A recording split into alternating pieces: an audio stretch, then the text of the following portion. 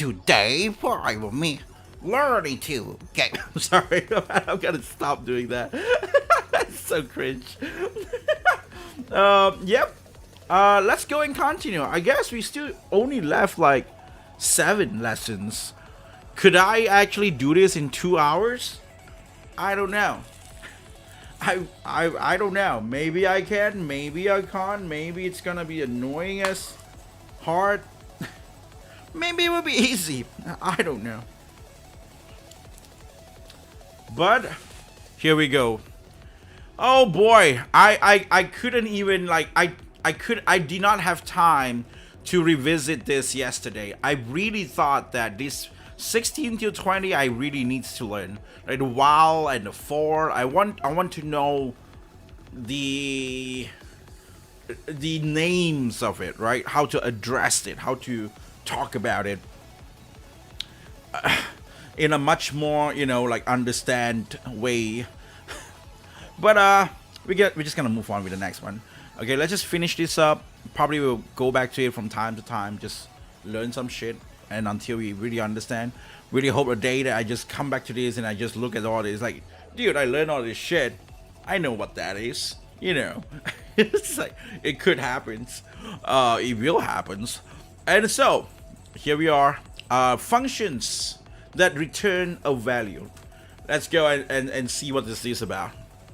Until now, you learned that functions are way to are a way to group instructions. Okay. You learn that functions are a way to group instructions. Give them a name and reuse them. Functions can also make calculations and return new values.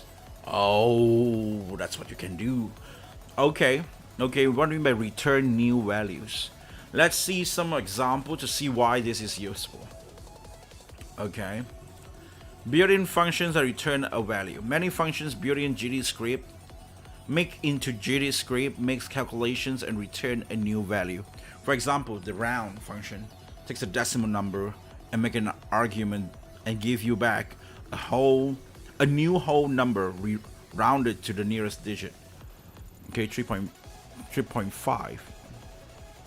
So it will be like 3. Okay. Good. Oh, which means round up the thing. Okay.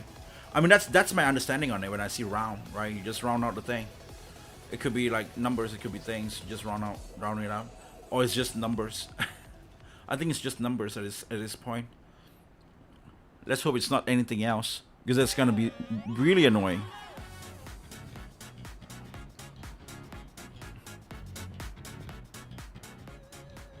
Sometimes it's a bit loud.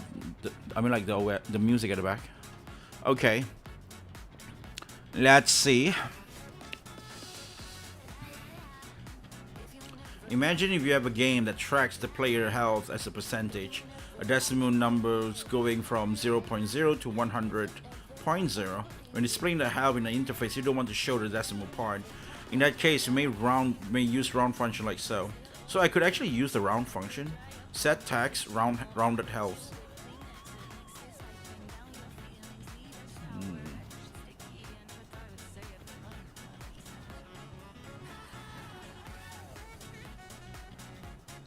So this is supposed to be like 1.00100.0.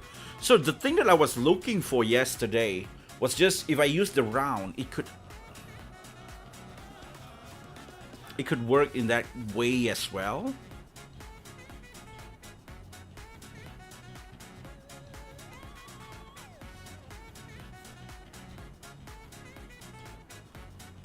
So that's what that is.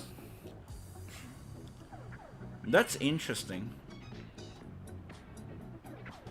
Kind of make me want to go back to that AI and ask the AI about round, because since we just learned about the round, and then the last time there is an AI that I asked, right?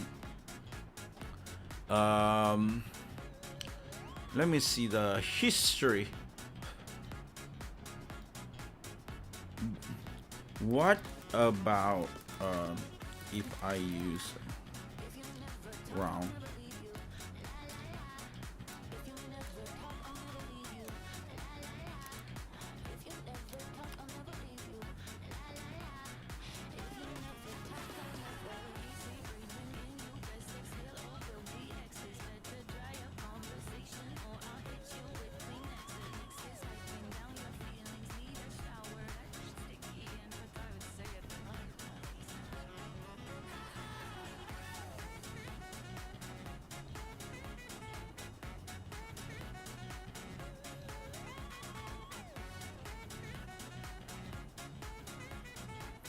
string in damage is the best way to make the thing that I was doing yesterday.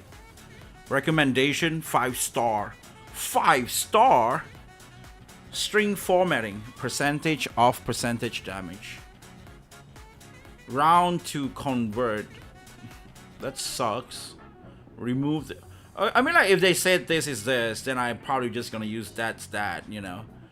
But then maybe this round could be something else as well. Notice how we assign a result and function call to a variable, because the round function returns a new value. We need to either store the result in variables or use the value immediately.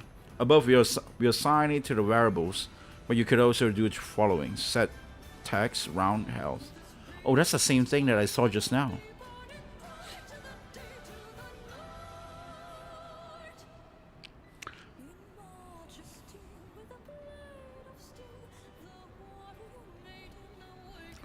Set text roundhouse.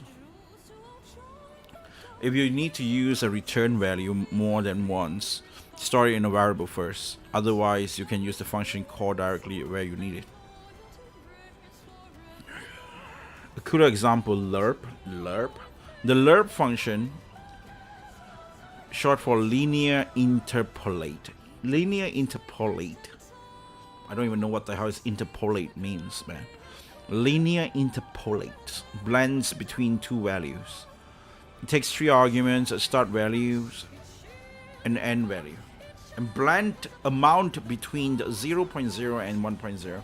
It controls the blend. A value of 0.0 give you the start value, 1.0 give you the end value, and 1.5 give you halfway between them.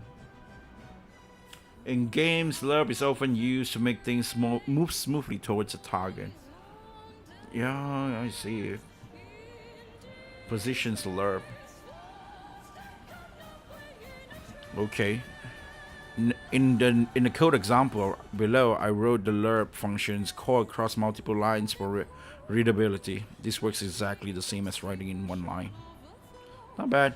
I use lerp sometimes. It basically means to smoothen one value from another, instead of make it go straight from an A to B. Yeah, probably we use this a lot, I guess, because it does look like a smooth thing, right? That's probably like a very well known, like, I mean, like all the things they teach here, it's probably something that is like so basic that these are the things that you should really know, because they're probably gonna use it a lot.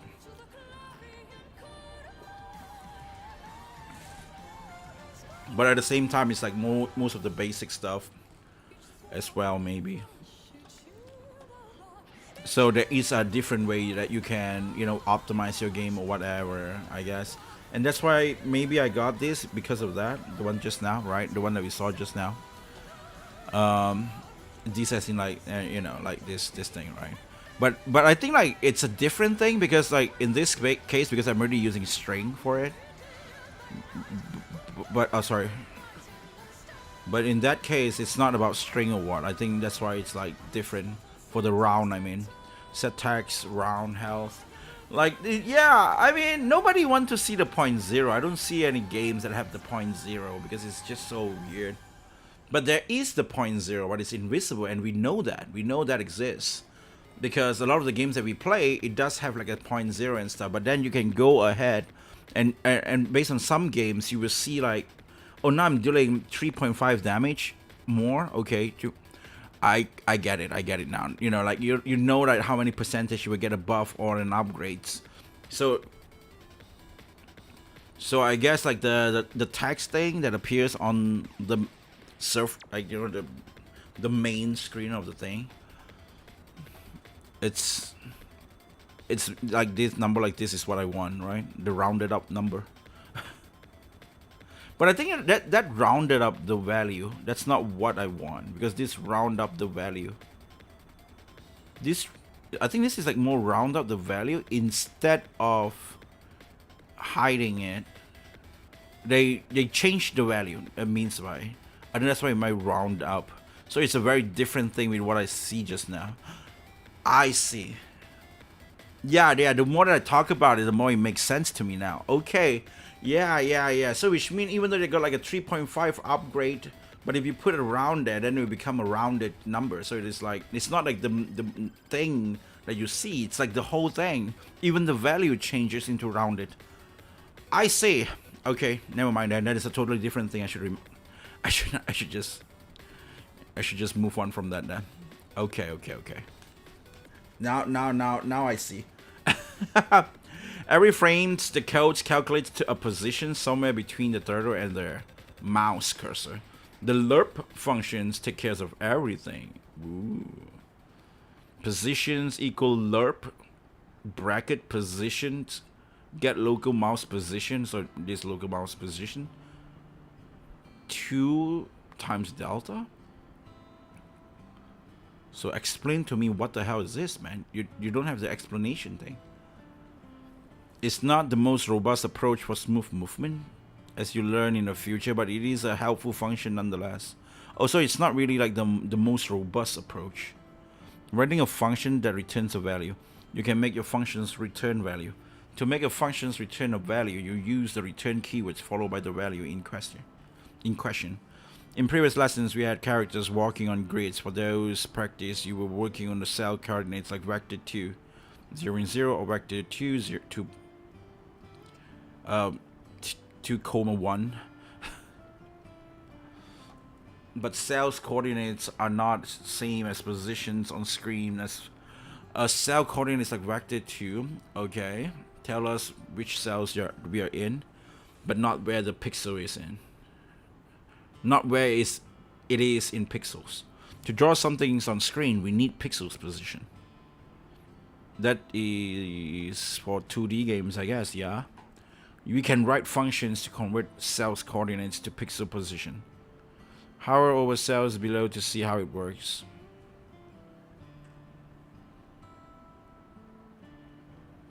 The yellow circle marks the pixel position at the top left corner of each cell. This is what I'm talking about, man. Sometimes it gets so low on the sound. Yeah.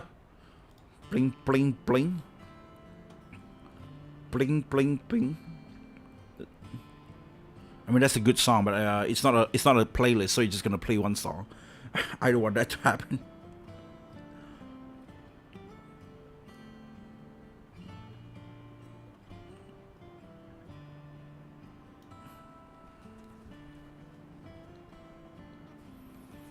Like sometimes all this slow song, it's like so low.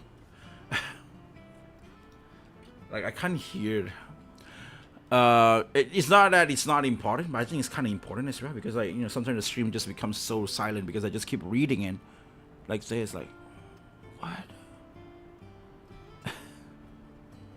At least there is some music at the back, you know, sometimes. Yeah, we can write a function to convert cell coordinates in pixel position, hover, and see how it runs. Write function to convert cells coordinate. Cell 0, 0.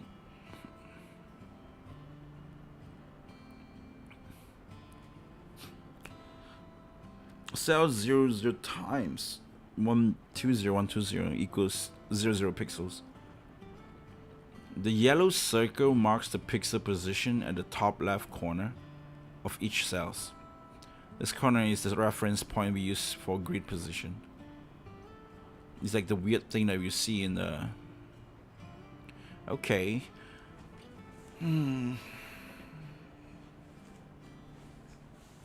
It's like this kind of stuff, like the same thing with like the one in before. It's just you gotta type. You really gotta type it again and again and again. Like it's like homework, right? You gotta type it again and again. You will never remember it. You see it like this. You will see like just numbers just stacking there. But the thing is, if I write it again and again and again, then it will becomes like, you know, you will learn it. I mean, that's just the Asian way, I guess. That's why we love homework. I love homework so much. Now we got like kanji tests every day. Kanji tests every day. One day you learn 12 words, 12 letters of kanji, or like it's around 10 to 12, right? It's around there.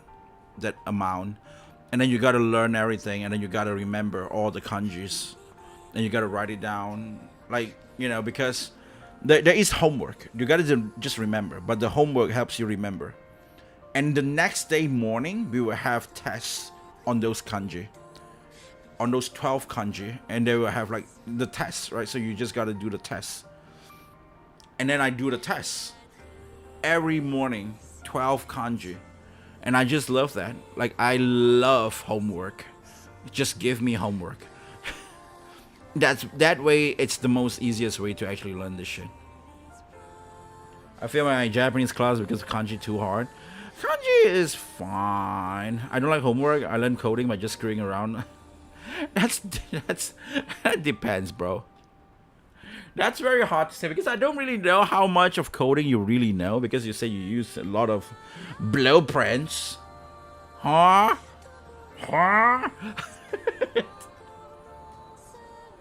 So it's hard for me to measure that. But I love homeworks, man. Just practice. That's what it is. Practice.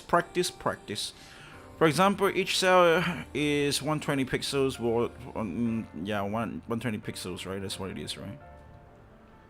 Then cell vector 10 is at pixel position. Vector 120. How do I read this? X120 Y0. How do I read this? Bracket 120, comma 0. Bracket. It's so weird. Now that I think about it, when you see it like this, you'll be like, okay. But then when you need to read it out loud, and it becomes like, how do you do that? It's like, that's what's happening to me right now. Like, what? Use the interactive grids above to visualize the calculations.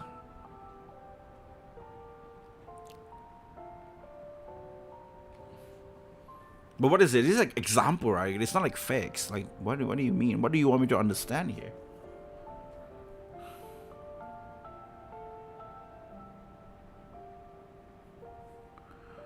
We multiply the cell coordinates by the size of each cells in pixels. For example, if each cell is 120 pixels. It's like the same thing. It's like reading all this shit is like theory. Doing the homework is a practical thing. That's why I think I just prefer it to be practical. Like, you just write more, and then just force us to like write more. During the fourth or the fifth, like the first one you don't understand, you're still gonna look at answers and shit. And then you try to figure it out, like, why is that? And then the second one, you still don't really understand, but you still write it out. But this time, like probably 1 or 2 points of it. And then the third one, in the third homework, you will be like, oh, okay, I kind of get this. So you can do like almost half of it. And then by the fourth, usually it's by the fourth, it's like you're kind of like, yeah, I got it. And then the fifth and the sixth and the seventh will be like a bit more smoother. It's like the math thing, right? Like when you do math homework back in the day, like the first, usually you don't really understand, like x y equal to y x, like why is it x and x is it y, like what is this shit? What is this? What is Pythagorean theory? What the hell is that shit? What is triangle? I don't know. So that's that.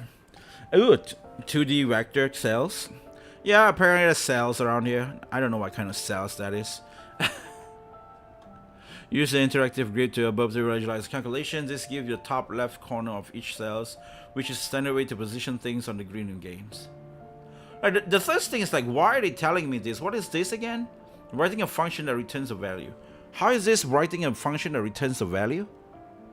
To make a function returns a value, you need to return the keyword following by the value in questions. In previous lessons, we had characters walking on grids. For those practice, you were working on the cells coordinate like vector 2 something or vector 2 something. But the cells coordinate are not the same as position on the screen, and the cells coordinates like vector 2 something tells us which cells we are in, but not where it is in pixels. To draw something on screen, we need pixels position. So this is to determine where is the screen is. So it's to draw something on screen. We need to know so this is like to detect the position of the thing, the cells. You can write functions to convert cells coordinates to pixels position. You can write a function to convert cells coordinate to pixel position. Okay. Hover over the cells below to see how it works. So I can write those to convert the cells coordinate to pixels position.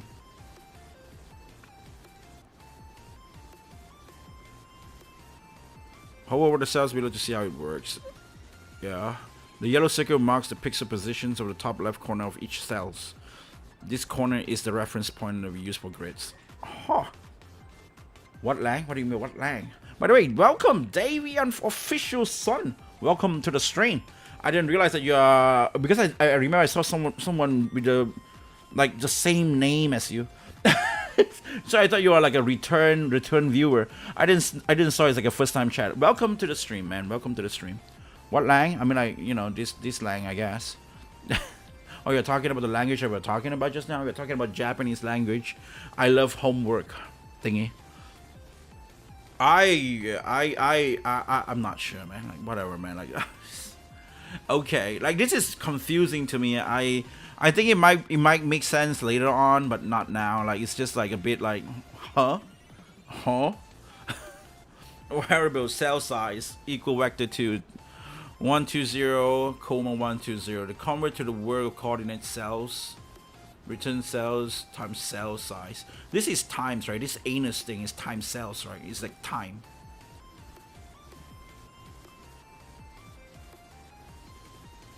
The return keyword sends the calculated value back to the code that call the function. The return keywords sends the calculated value back to the code. Sends the calculated value?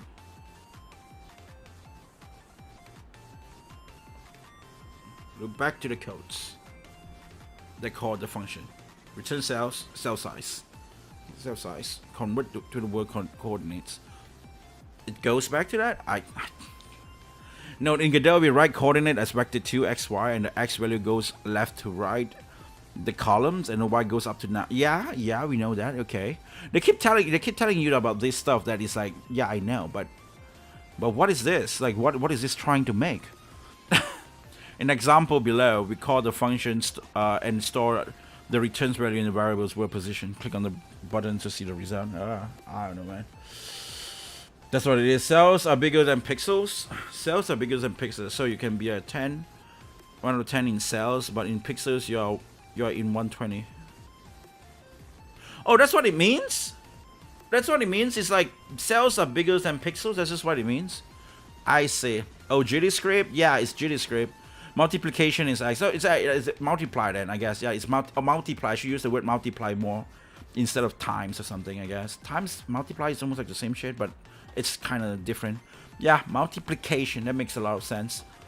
If you want, I can try and explain what they're trying to yap to you. Yeah, I mean, like, yeah, you can. I mean, feel free, man. I mean, like, any help's really, really great. I mean, like, I'm multi-streaming, right? There are somebody on the other chat as well that is trying to help me as well. Like Taki Games right here is doing great jobs. Cells are bigger than pixels, so I can roughly understand, like, oh, so that's what they're trying to say now. Okay, so there is a thing called pixels, and there's a thing called cells, and cells is cells own thing, and there's a pixels, and to calculate it, 1.0 in cells is 120 in pixels. That's what it's trying to say, and now I roughly get that. Like just now when I said, right, like the second homework. Now I roughly get it, but I still don't really fully get it until like probably the 4th or the 5th time when I come across with this problem again, I guess. So that's that. But yeah. Okay. Like your character might be in the top left corner inside cell 1, which is the first box in the grid. But in pixel it might be more like 300 or minus 500 or something. So I want to fix it by sending it to like the proper pixels. I just code it again or something. Is that what it is? Or is this like something that when you start your game, when you start a game and you have a map, you have a position, you have a location, and you want your character to be at that position, therefore you need this code to understand the position of the cells and the pixels, I guess. I think. Yeah, sure. So cell size equal to vector 120 120. Function corresponds to the work coordinates. Return cells to cells, right? Yeah, I've been reading that. The return keyword sends the calculator. I know I read this, but I want to read it again. The return keywords sends to the calculator value back to the code to call functions. Note in Godot we write coordinates as vector 2. X, Y, and X. So we call the function and store the return value in the variable's word position. We call the function and store the return value in the variable's position. What does this return means? Like it returns back the value used to go back to the position. Front C. Vector 2.02. Cell size. Vector 2. Variable word position convert to word coordinates. Convert to word coordinates. Vector 2 1 1. Print word position vector 2.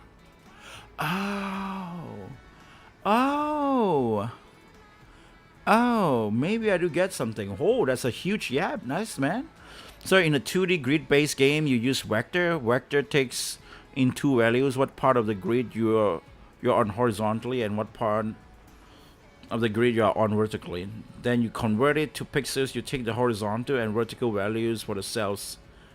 X 3030 cells. I'm sorry, man. Today there's a lot of. I'm gonna turn on the chat today because it seems like a very good chat today. Everybody is like trying to contribute something, and then it's like a long stuff. So it's better that somebody else can probably read it as well. And then multiply your horizontal cells value by your horizontal pixel size and vertical cells value by your vertical pixel size, and then we get to the position on the screen design. Yeah, so it's like about position. Just so it is positioning then.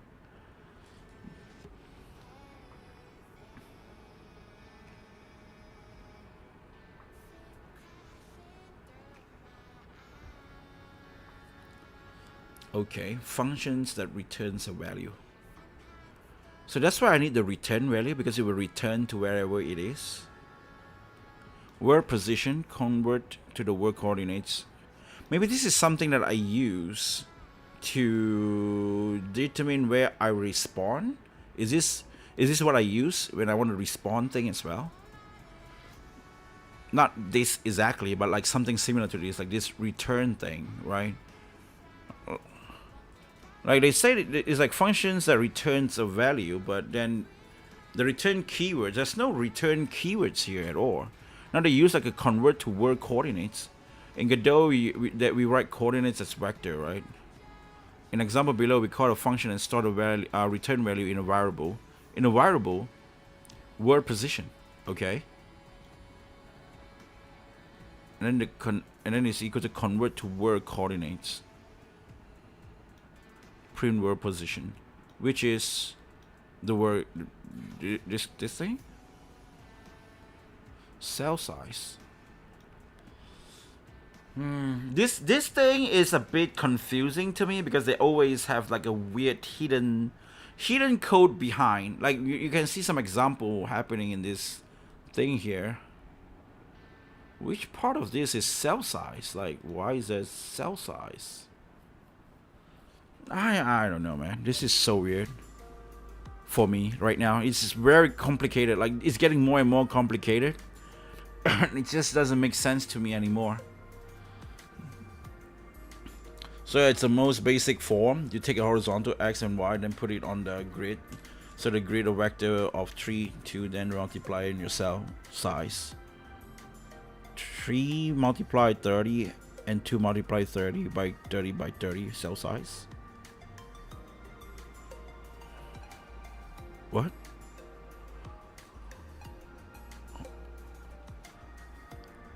I'm just blank. Like, I don't know what the hell is happening. That's just what it is. I don't know why is the title called function that returns a value. So, you know, it's more like functions that positions a vector.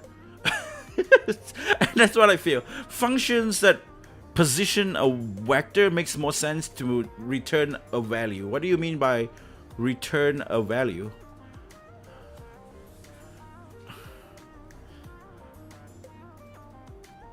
Some functions return values and some do not. You can check this in the document panel during practice. When practice uses specific function, the panel shows information about them. In document functions that starts with the word void do not return a value. Any other words before the function's name means it returns a value of that type. You learn more about types in a couple of lessons. Counting coordinate from grids. Next screen. Counting coordinate to grids. This is such a basic thing that I can't even understand what is happening. Like I would just be like, what is this?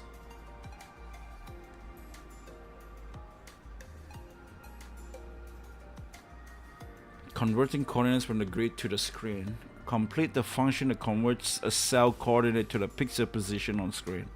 The function takes vector 2 cells coordinate as an argument.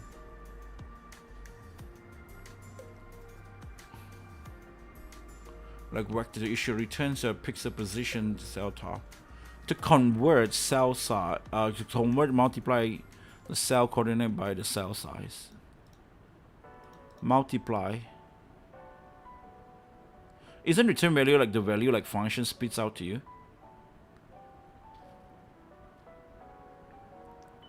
Isn't return value like the value the function spits out to you? Like here's the value I converted for you.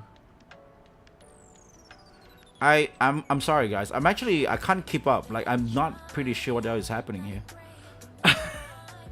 I really am lost. That's just what it is. Like return cells multiply cell size. I know I gotta use the multiply thing.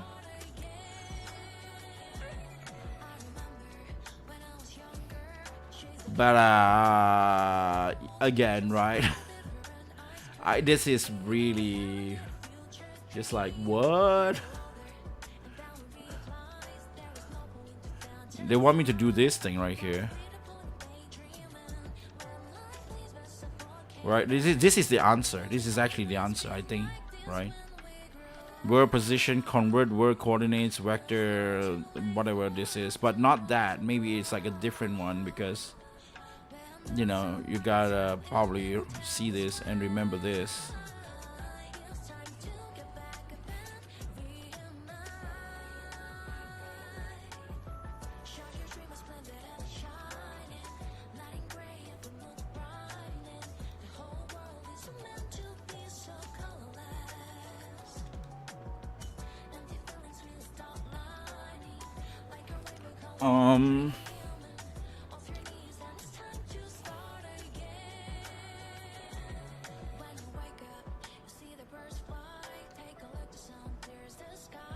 Two one would be 80. Is that what it is? Vector 2 cell coordinate as an argument. The function takes things of a function as a servant. You would tell your servant to do some math for you. The return value is that servant's answer.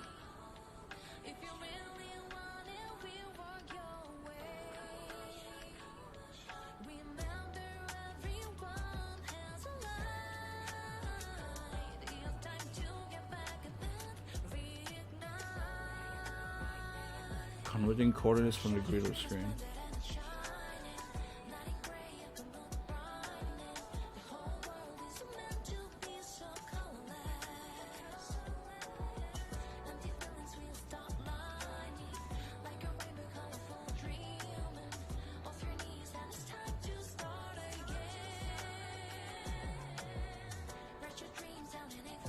Cell size.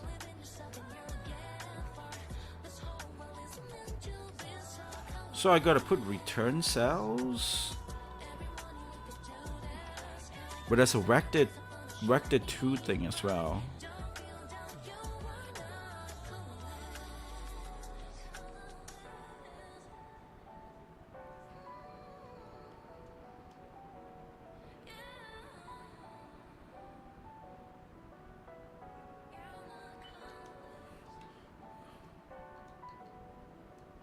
Cell size.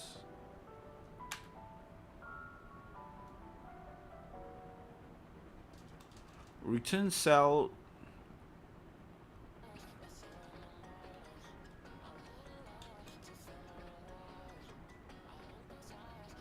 So it's like I don't know, man. Return cells. Return cell times cell size.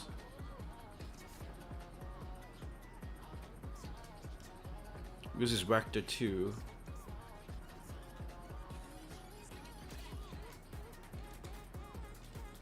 Do I have to put vector 2?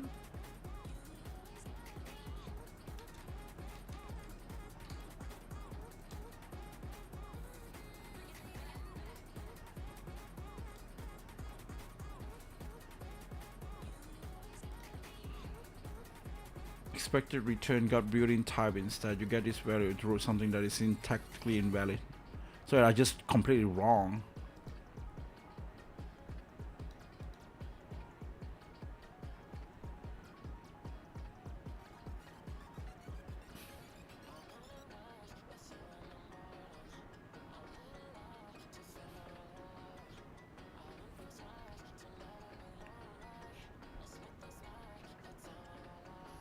This is man, this is hard for me, man. I don't really understand what is happening. Like, I'm really appreciative you guys are trying to help, but I am just like, you know, the more it's like a bit like a more, I mean, like Target Games probably like, you know, making some sense here to me, but it's still basically like the more you guys try to help, the more like it gets weirder for me. Like, what the hell is happening? Like, now let me go back and read this shit again, man. Like, when a function that returns a value, you can make your functions return a value. Make a function returns a value, you can hold over the value.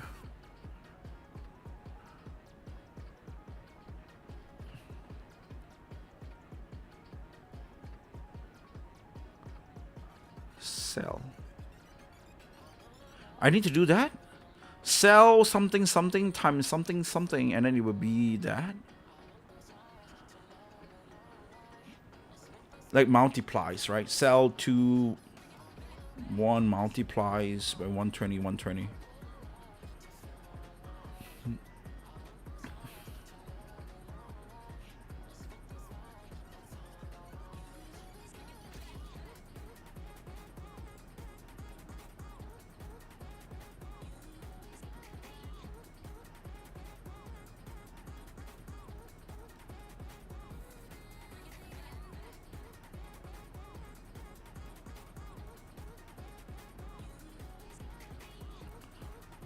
Is this just what I need to do? Return cells and cells? That's just what it is?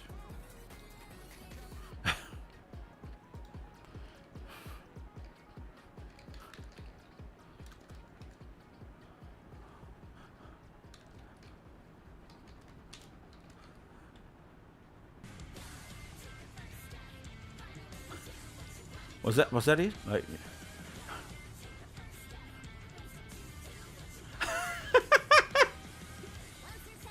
overthinking the shit. Overthinking the shit, bro. I don't even know what the hell is this. Like, what? I might have got it, but I don't got it. Okay, that's the thing. Man, I really need to come back to this after 2 or 3 games. I make 2 or 3 games and watch some other videos, and probably after a month later, after a month later, I want to come back to this GD script lesson thing and see how much I really understand. Man, holy shit, man. Appending and popping values from arrays. In previous lessons, you'll learn how to create arrays to store a list of value and how to loop over them. That's useful, but arrays can do much more.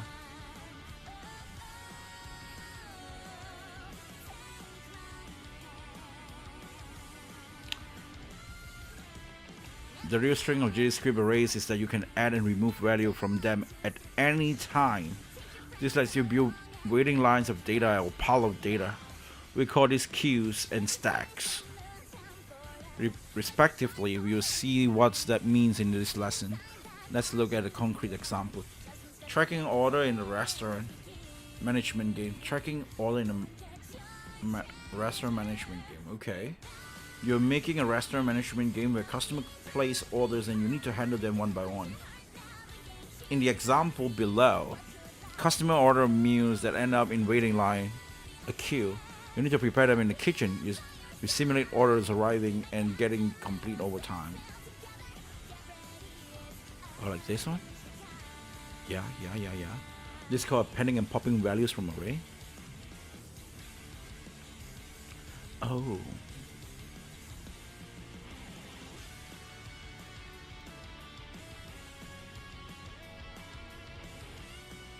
This is really important. I mean, like the one just now is really important as well. How do you keep track of pending and complete orders with an array? I see. When a customer purchases a meal, you want to append, which is add it to an array. Okay. Can we use the word add instead of append or whatever shit? No. No append. Add. Add it to array. Then you can complete a meal in the kitchen and serve it, and you want to remove it from the array. But you know what? When you're in Rome, you follow what the Romans do. So you know you are in coding territory right now. You gotta learn the word append. I mean, like getting used to use the word append. You can use the append functions to add values at the end of an array. To remove values from the start, you can use the pop front function. We call it pop because the value jumps out of the array. Pop. Try to read the codes below before moving on. Don't worry, it's not everything makes sense. We'll break it all down. Okay.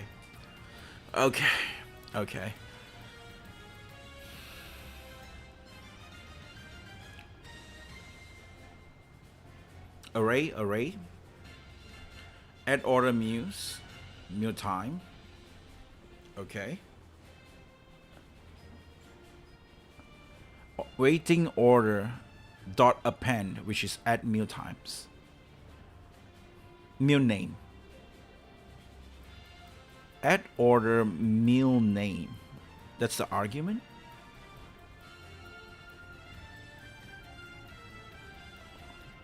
Waiting order append meal time.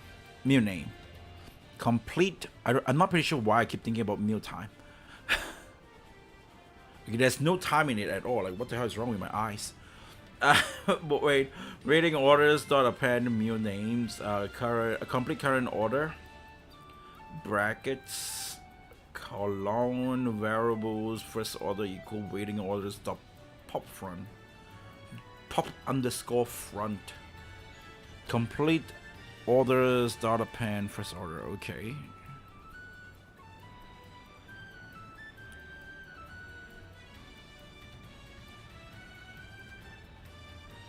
So there's a function. It's called add order. Okay. So you're gonna add the orders here, right? And then it's also not only just adding in the meal name as well. First order equal the pop front. Complete order. Notice how we call some function by writing a dot after a variable name. Just like same value have variables you can access with a dot. Like the x variable in x position x. They also have their own functions.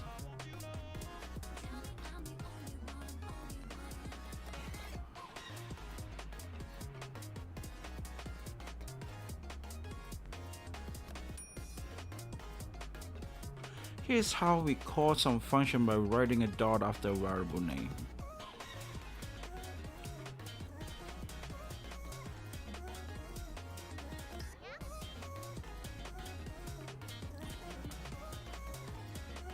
They call the function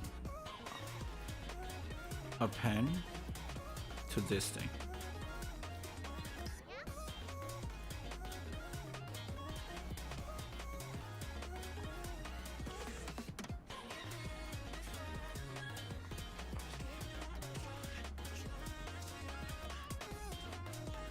Functions like append and pop front only exist on array. Oh, okay. To call them, we need to write the array name, then a dot. I see. Because they already they already made a variable which is complete orders, and this is array. This is also an array, so that's why you can call them out. To call them, we need to write the array name. Okay.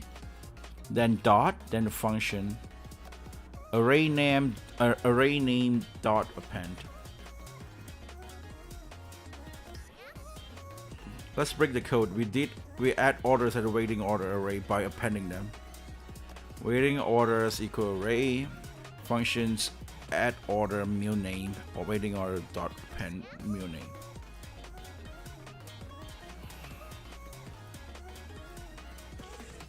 We can use a string to represent a meal when calling an add order function. Add order cheese sandwich.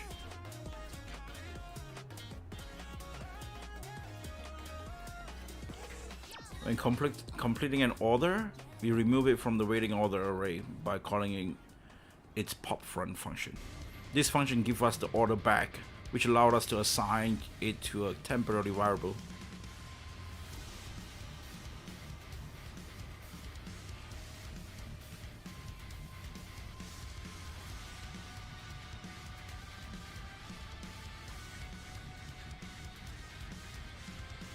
Function complete current order. First order equal or waiting order dot pop front.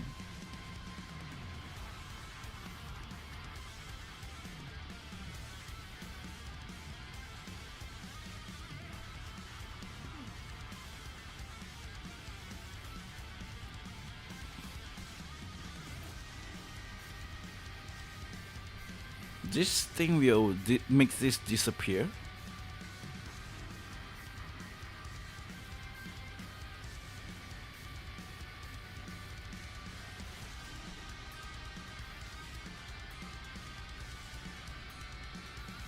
Going to give us the order back, which allows us to assign it to a temporary variable. We can then append the order to our complete order array.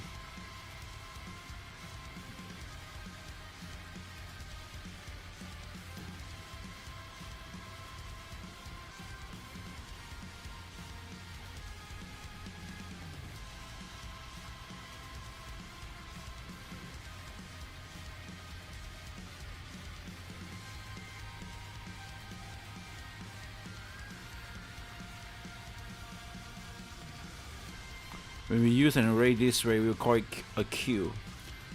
The first element we add to the array is the first one we remove. It's like waiting line at the shore.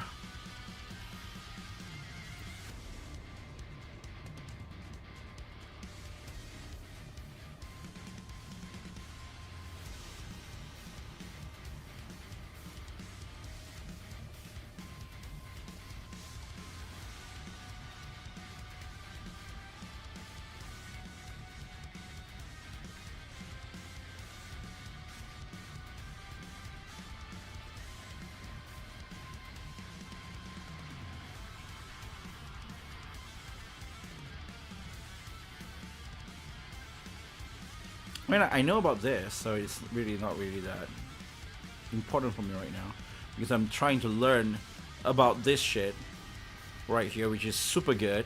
I like this, but I also kind of struggling with it as well. Using array as stack. Another common use of array is stack of data. Take a factory management game where you need to retrieve materials from stacks of crates.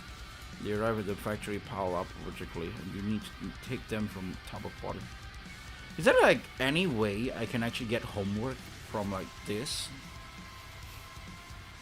How do they code in Japan? I think they can be kanji characters in coding, right? You have to learn English. Yes. You have the same questions that I have. I actually went and searched about this, and apparently, coding in Japan, it's all alphabet, the same thing. They learn the same code with us, the same coding method, the same, except for a few software that is made with like a Japanese software. Then they will have like a different kind of stuff, but mostly all the language is kind of global. So when they said music is the global international language because everybody can understand, no man, it's actually not just music, it's coding. Coding, everybody learns the same shit, man. Everybody gotta learn the same codes, same variables, same functions, same things. Everything is the same. So like all these things that you know, the only thing that you need to learn next is just Japanese language. Then you can go to Japan and try to apply for making games job, I guess. If you know C Sharp, C++, Python, why not? Hey, Square Enix, I can help you to gain back your glory. Let me go in. I'm very good at coding. Then yeah, then you can go and save Square Enix from dying, I would say. Variable crates equals to shield, sword, gems. Use the top crates. Use top crates. Crates equal crates pop back.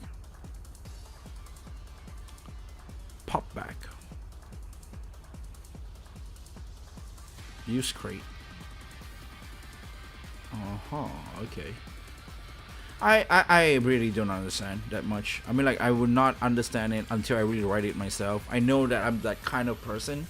So reading it is just like not really doing that much for me. That's why I love the homework just now. Like, especially if they have more homework. I hate that they only have like 1 or 2 homework. I really hope that they have like a tons of homework that I can just do it.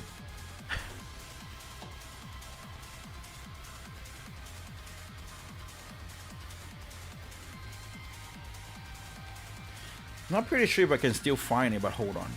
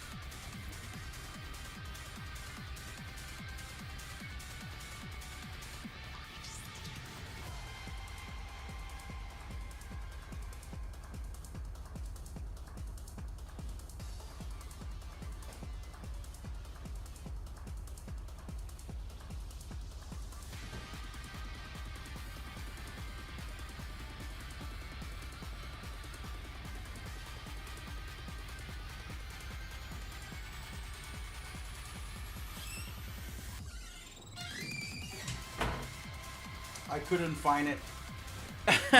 I couldn't find my kanji, but I could find my Japan universe. I'm not really college homework.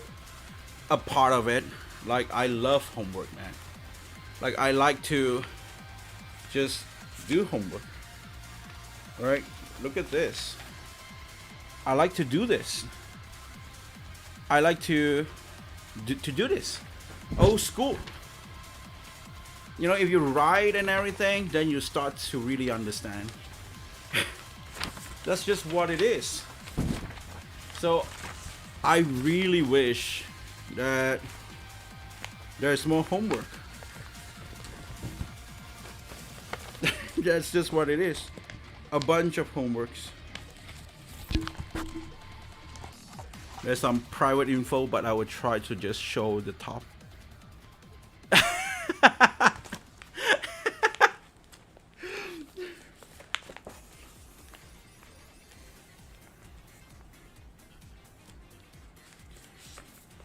Like stuff like this, when I was learning rhythm, right? I can just write it myself. And I like this. So the same thing goes with coding, I guess. Like, I really want homework, but I'm not pretty sure where can I actually find them. And the thing about the music one is that it's because I went to a school, so you know, school gonna provide you some homework and shit. I believe it's the same thing if I go to a, you know, video game school in Japan or something like that. They were gonna give me a bunch of homework as well, which is gonna be awesome. But,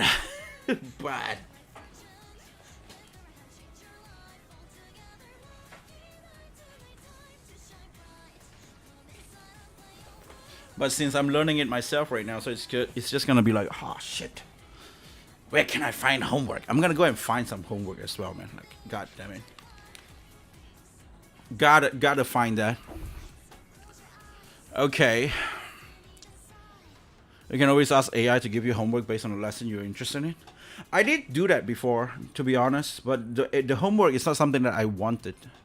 I did try that before, back before, like during December when I just started, and I did put in like I just started learning variables in Godot. Can you give me some homework? I did that, but it's not really something that I kind of lied. Create a new scenes with no 2D and attach a script to it. Example like this. Is a live, true, false. Reading this makes me like homework 2 math with variables.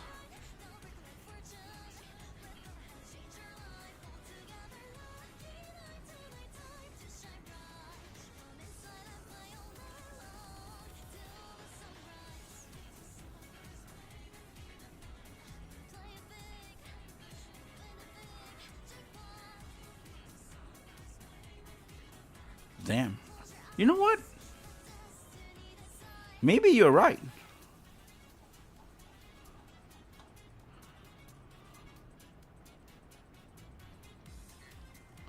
Maybe you're right.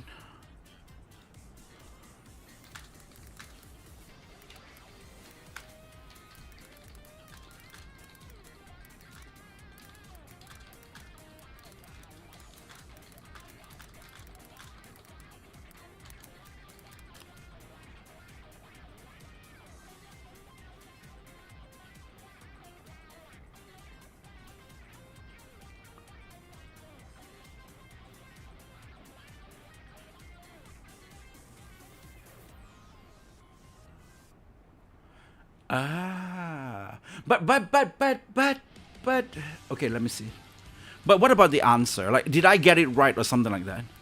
Can I have the answer for exercise 1?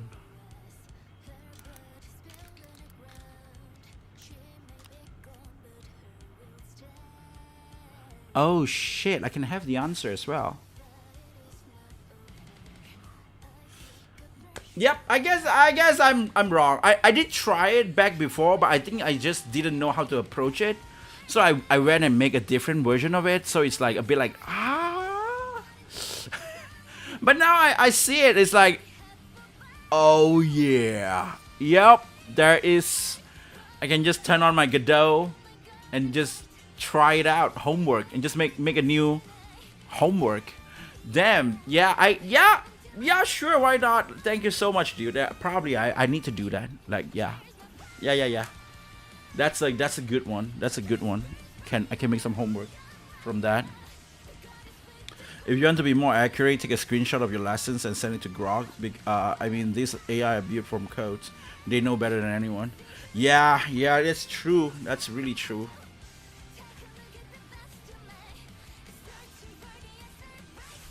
I totally agree with that, bro. Damn, that's insane. That is really good, actually. I'm like, yeah, yep. I probably can go back. I think like I mean like I kind of get it until like 15, right? So I probably just one more homework on the other side as well. That's just really what it is. Okay, another common use of array stacking data. Take a factory management game where you need to retrieve materials from stack of crates. They arrive at the factory pile vertically, and you need to take them from top to bottom. Okay. Crates, healing heart, shield, sword. Why is it healing heart? Why can't it just be heart? Crystal heart. Use top crate. Crates pop back. Use. Yep. To take a crate back from the array, this time you use pop back array function. This function removes pop the last value from the array and returns it to you. Here we pop the last value of the array and print what's left of the array to demonstrate how the array gets smaller.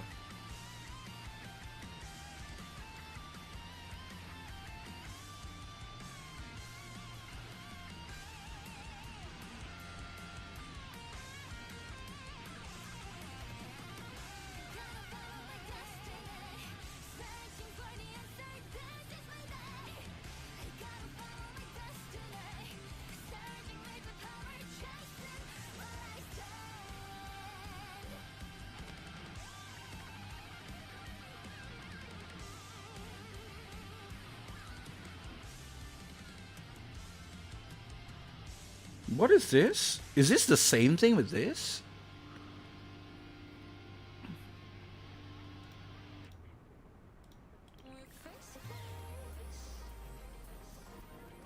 Output.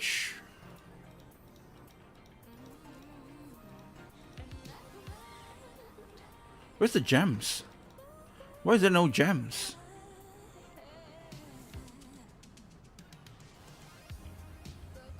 Here we pop the last value of the array and print.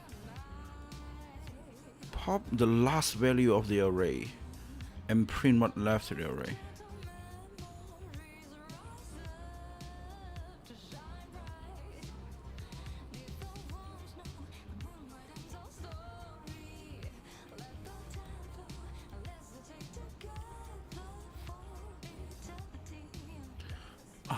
Oh. Use crate. Use crate. Or use crate. Okay, variable crates. Crates pop back.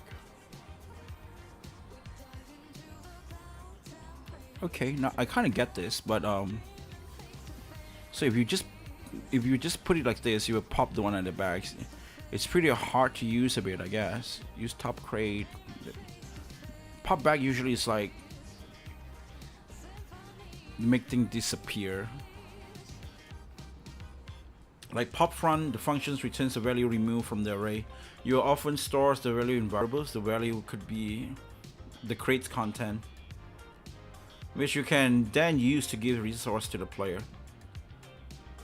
When we use an array this way, we call it a stack. The last element we add is the first one we remove. It's like a pile of plates where you take from the top, okay? In the following practices, you will use append, pop front, and pop back. Ooh, that's a good one, but I'm so worried as well.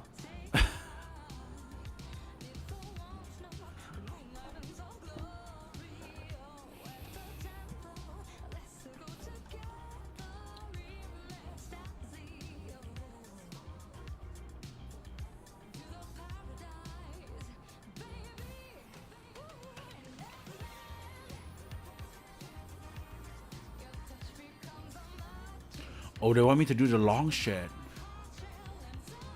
The waiting orders arrays will be filled over time. Your job is to remove orders from the waiting list to complete orders list using the array append and pop front functions.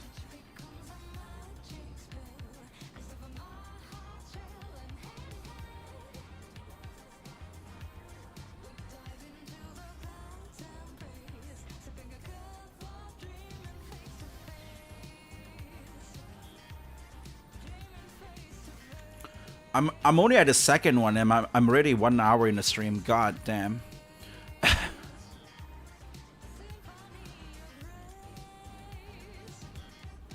Okay.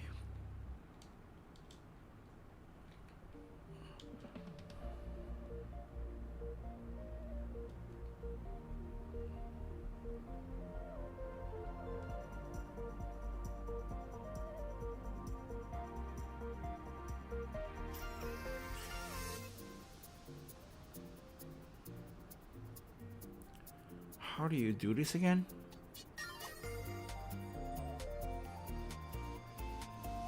Everything at the back here, I could never make it from the start. like you can see me if you just rewatch back, like everything from the like 1 till 15 until that. Like a lot of them, they just put out a question and I was just like, man, like, ooh. Now I'm like blank. Like what should I put in again? Waiting order? Waiting orders. Yeah. Duh.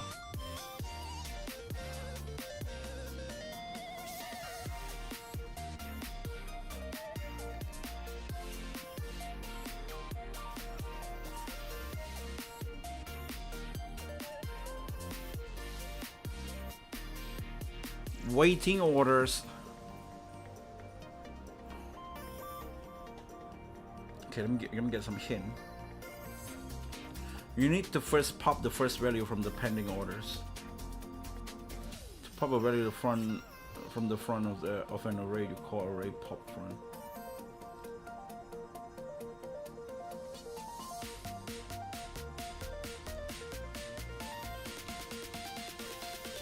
Waiting orders.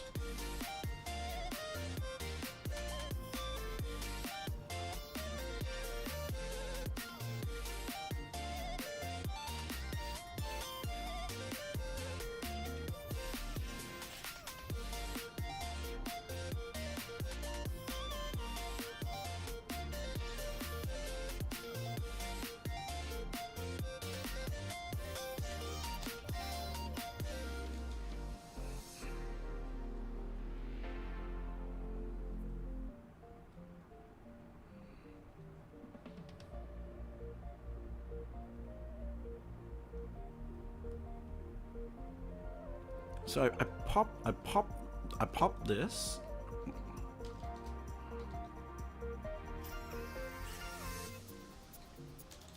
Why is it turning into? Oh, sorry.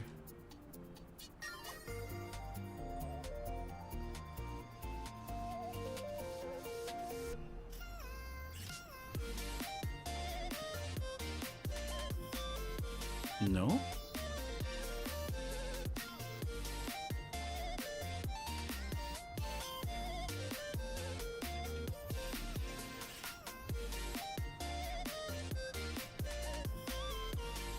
I pop the front. Okay.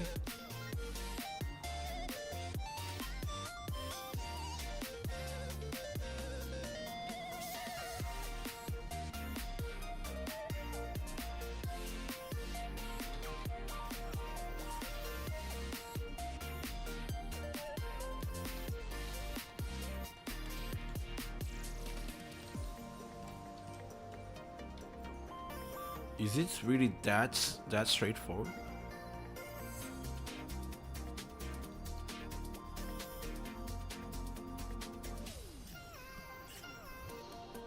It's broken. It's broken. It's stopped.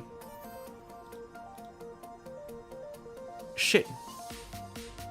Dude, what happens? I broke the game. I broke the app.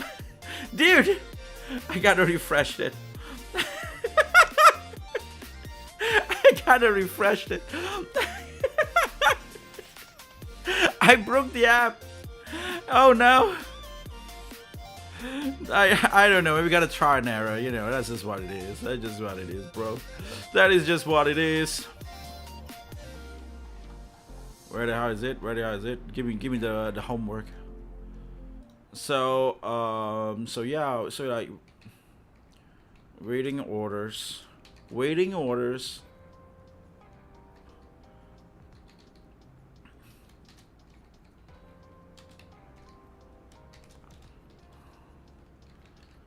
This is not it, huh?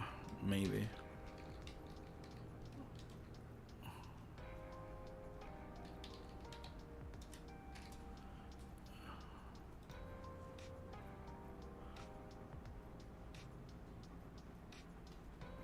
I don't think this is it. I accidentally broke it again. You know what? I'm so sorry, but I think I'm just gonna answer the thing. I'm just gonna click the solution and get the answer. Because I want to know, did I did it right or did I do it wrong? Or is it like just really I did it wrong and it just... and it just...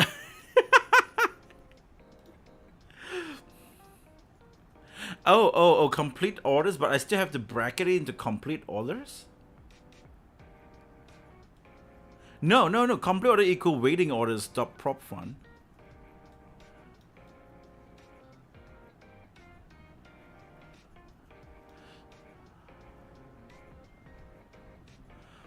Checks complete order contains all element. I was completely just wrong, I guess, then. Because I did put like complete orders.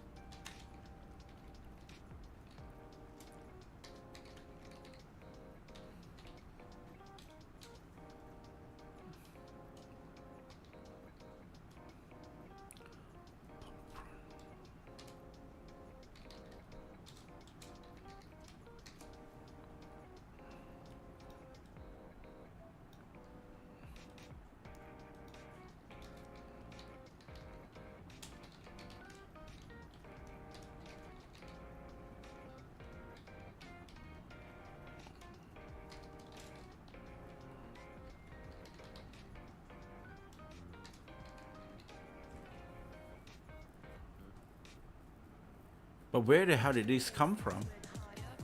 Why is this order like this instead of S? Oh, it's from here. It's a new variable that they just created it.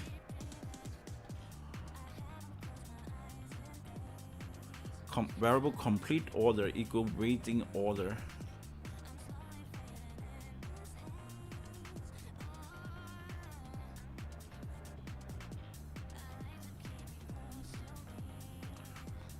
Waiting order pop run.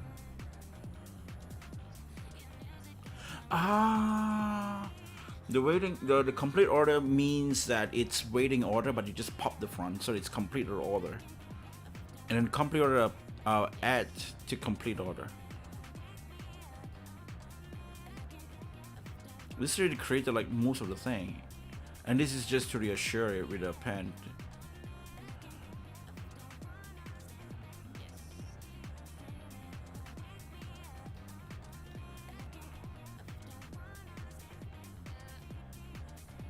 How is this wrong?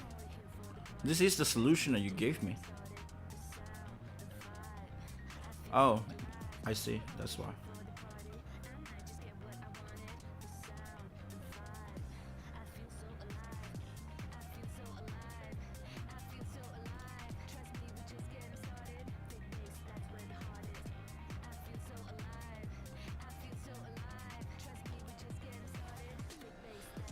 Okay, I probably need to run more. Wait, they used the wild thing. Holy shit.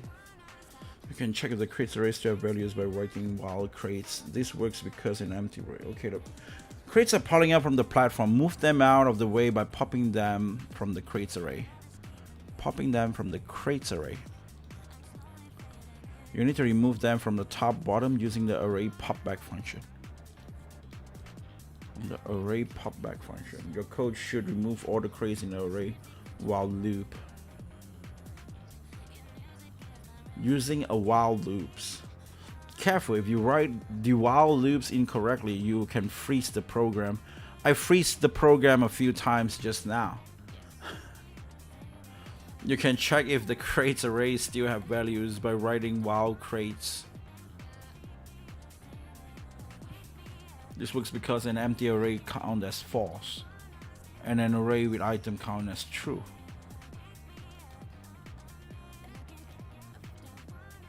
Think about how while loops work. That's the problem, man. I am suck in while loops. That's why. I'm so shit at while loops. While crates.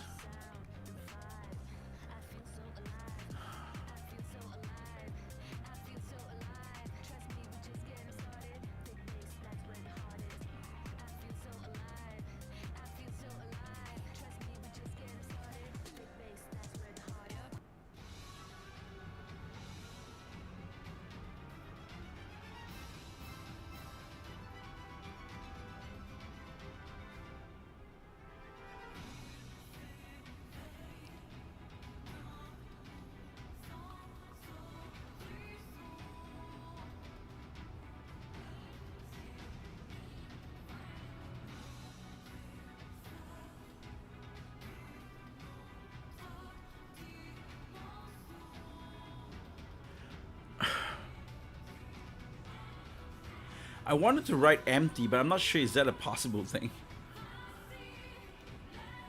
Or true false are my favorite. I think most games are layered and layered of true and false. Yeah, they do.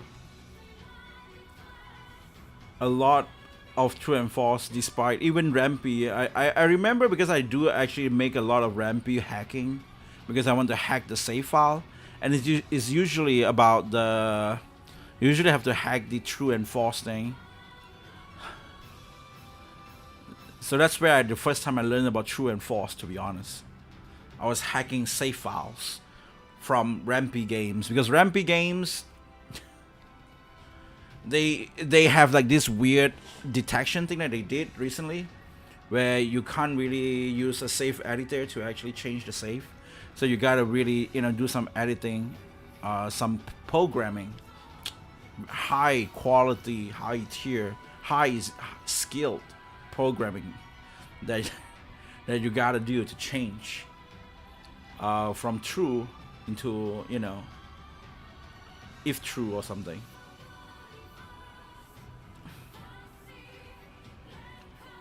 Think about how while loops works. Every time you pop it item.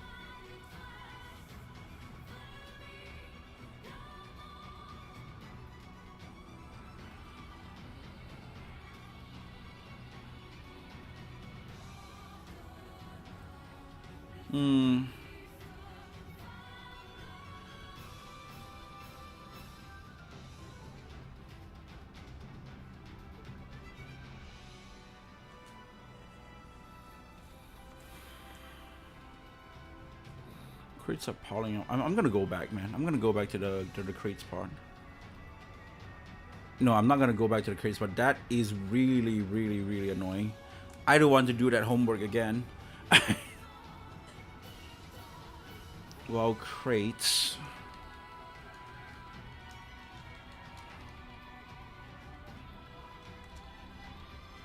Is empty.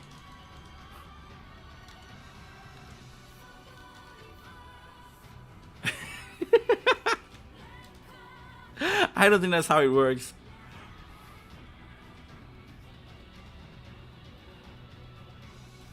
I have no idea what I should do here. Think about how while loops works. That's the problem. I don't remember a lot about while loops. This is why I want homeworks, right?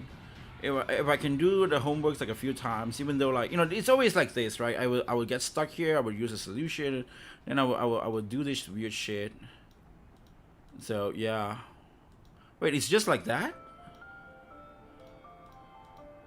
I should have tried it, I guess.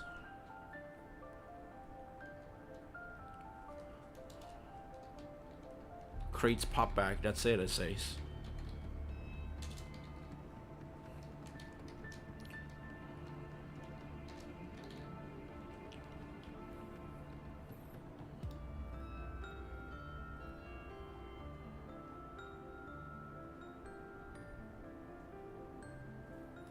Okay. Assessing values in array. For value in array, print value. But what if you need and access a third term in player inventory, the 10th item? For value in array. Print value.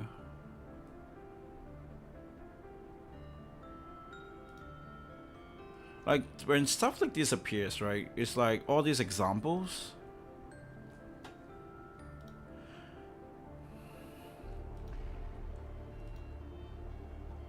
Oh, sorry.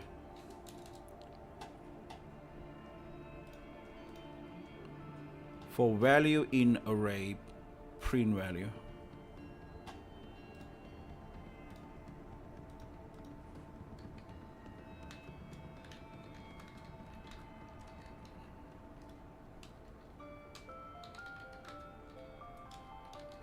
Something like that, right?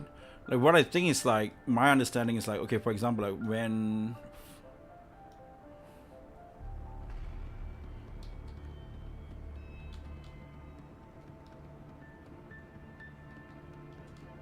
value, I don't know, like from when monster in the array, which is like, I don't know, like whatever, like chicken and dog or something, and then it will print the monster. Like that's the understanding that I have, but like from this moment now, I just realized that it was totally wrong, right?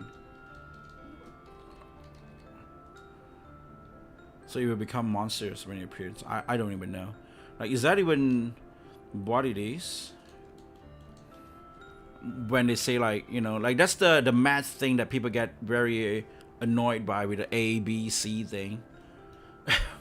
Like the value thing, right? The value here and that. Like for A in array, print A. I don't know.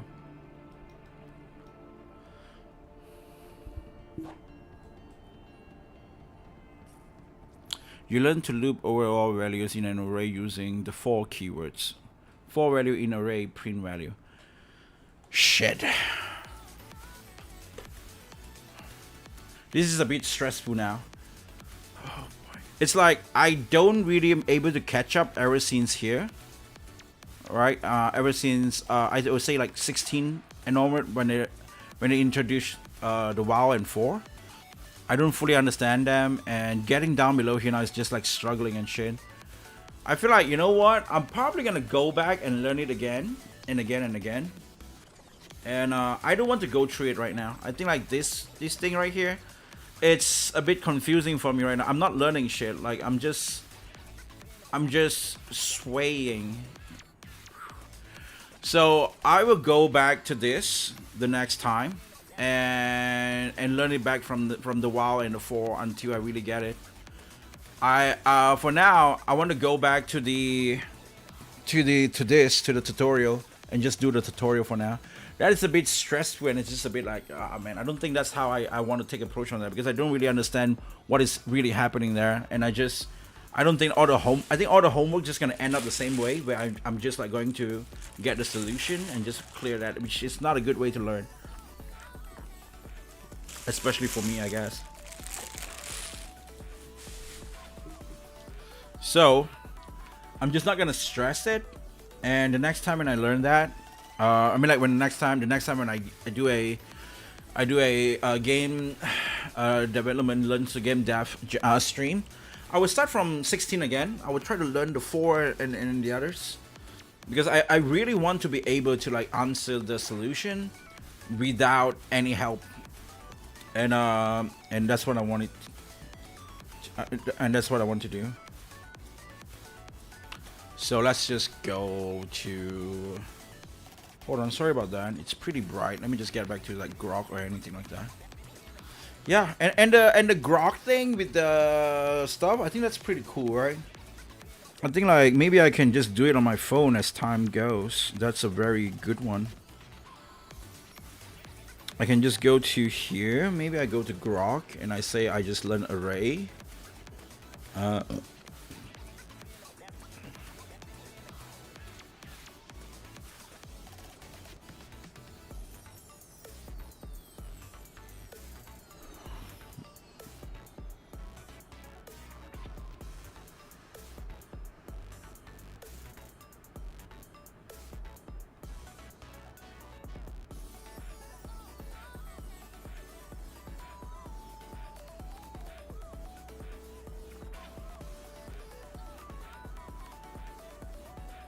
Remember, you don't have to be the best coder to be the best to be the best at making games.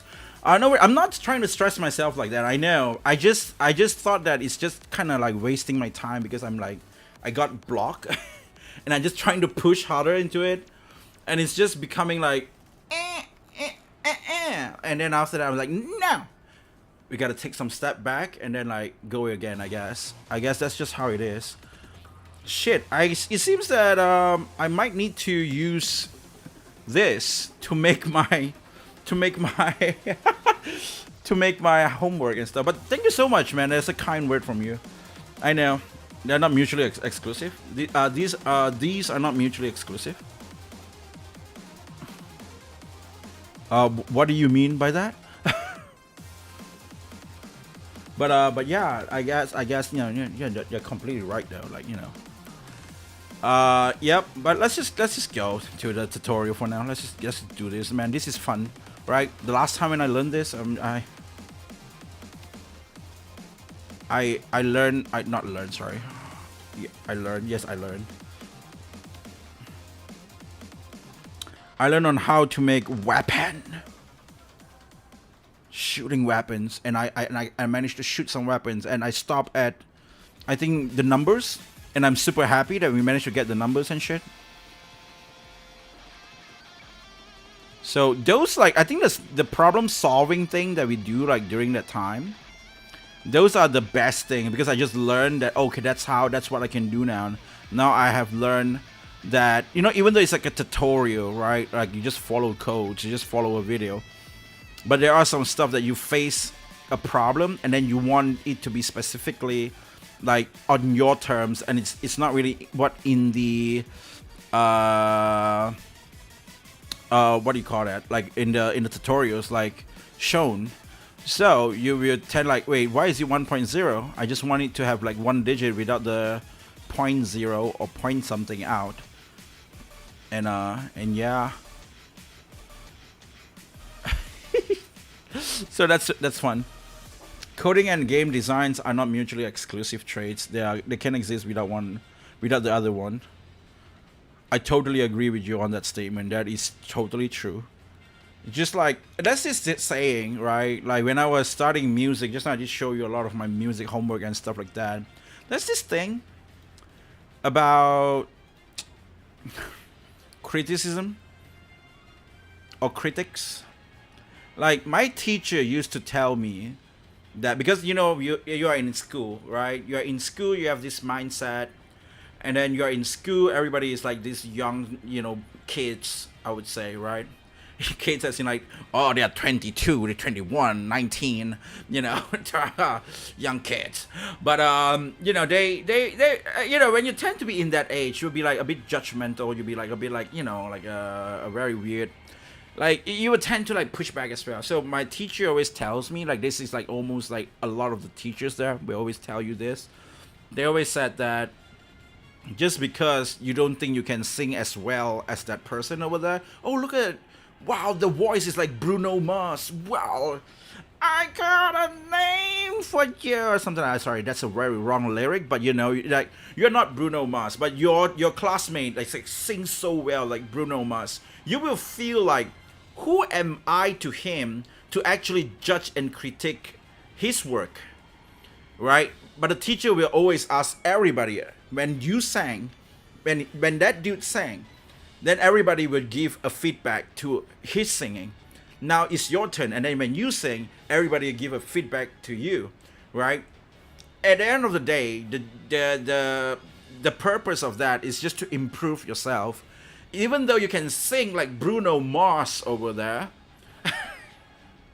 you still 100% eligible to actually talk shit about him, like critics on his stuff, right? Not really like talk shit, I mean like give your opinion on him.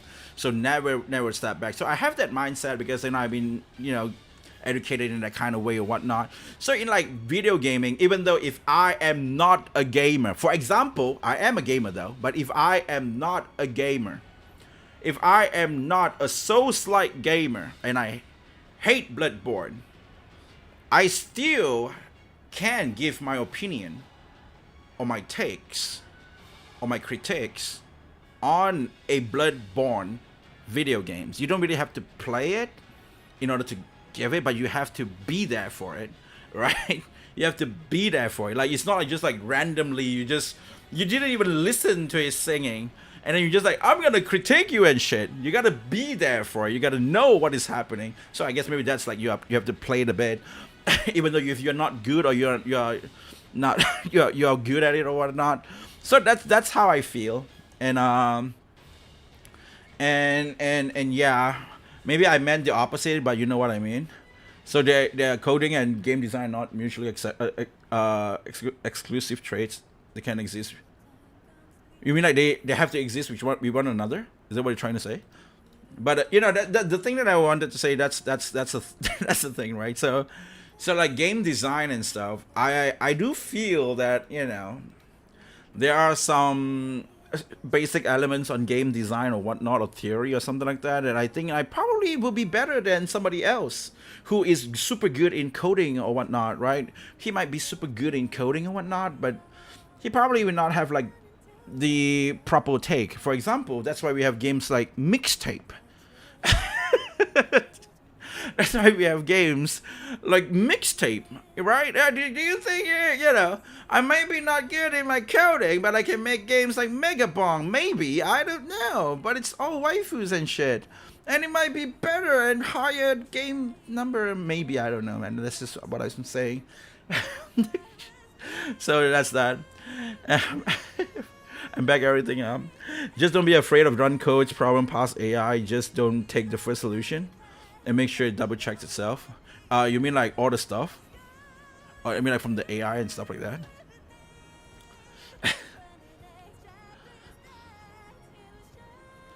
So I made the slot and I damage pop-up. Yeah. The last time we did is a damage pop-up.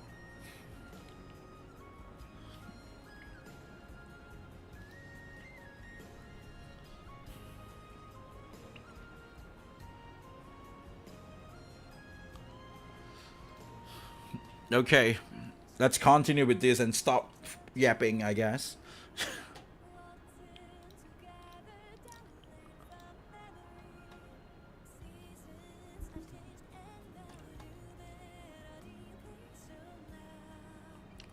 So I did until this thing right here, and we are getting there. Don't worry about it, right? The tween thing. Remember the tween thing? In the between.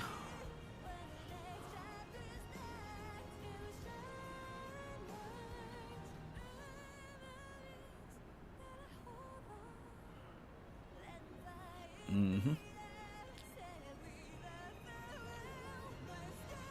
Oh yeah, I should show this, right? Because I'm using the 16-bit dev, right, to making a vampire survival game in Godot.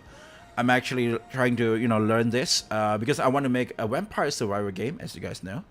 That is not really a vampire survival. I want to make a mega bong game, not vampire survival. I want to make a mega bong game, but waifu. That's just it. Okay, so that's why we are learning something like this first. So did I actually do that? The child thing? Oh, I actually did that. Okay, cool. So yeah, might be getting there now. Yeah, it sucks at getting it right at first time, and it can even teach you why. And it can even teach you why it works.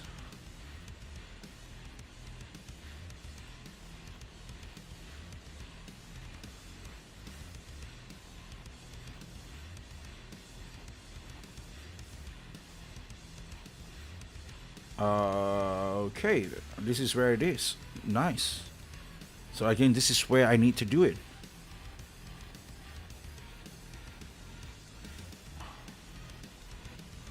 Get to the enemy. That's the thing. Now, okay, this is the next thing I need to do. Okay, for hits, effects, and modulate sprite 2D. Okay. So I need to go here.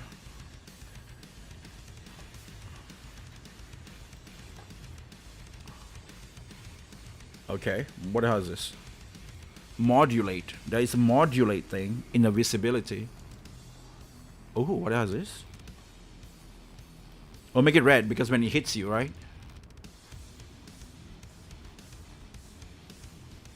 How do you do this, red?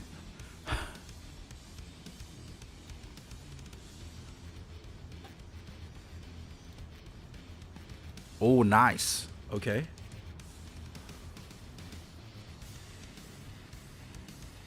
That's great. I'm vibe coding a backroom survival game with no C# experience. That's great, man. So I'm sort of a proof of concept if I can make something cool. That's great.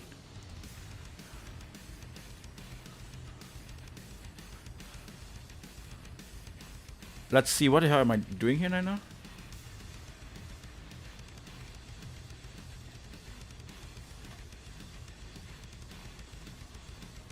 Do I need to remember this shit? Why are you going back? Oh, the color is over there.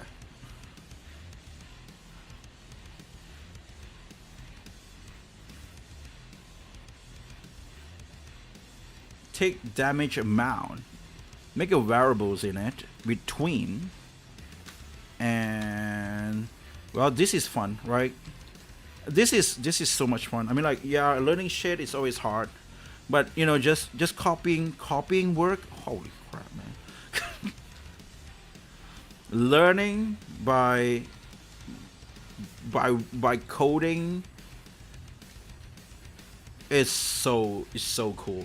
Like, you don't really probably understand what is really happening, but this is what I'm talking about, man. You just got to be careful not to drop into the loop, but at the same time, it's just fun. So at the end of the day, do what is fun, right? And you might learn it faster in that way. Color. Tree? Is that the color I want?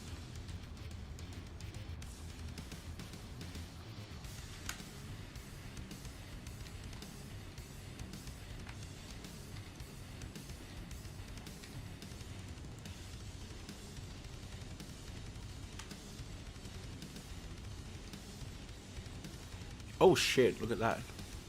Oh, that's the color. They really show the color from here. I think this is like the latest version. Even though I think this guy is like the older Godot or something. That's why he did not show the color or something like that. But this one, when I just typed this, then they just show the color out. It's over here. Like this is the color. Damn. Let's see what happens if I do this. Oh, that's orange. Oh, that's pretty cool. Not bad.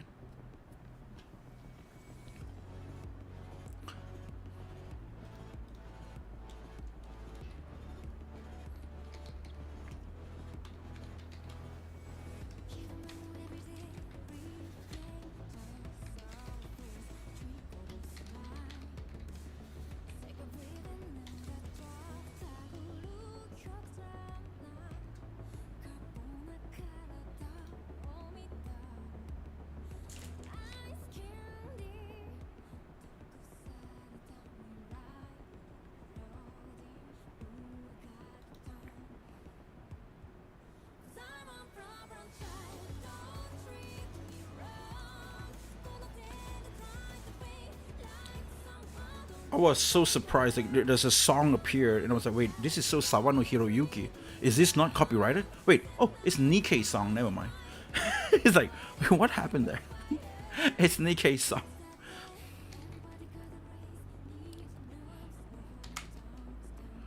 Modulate.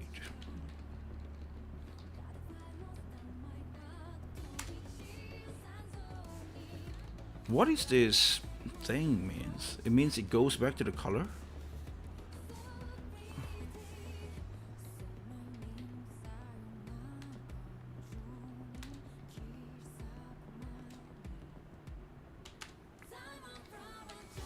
Okay, so it says tween modulation for the color of sprite. Okay. So that's it. So when I hit something, it will, oh, it will get that weird shit effect. That's great. Let me try it. Let me try it.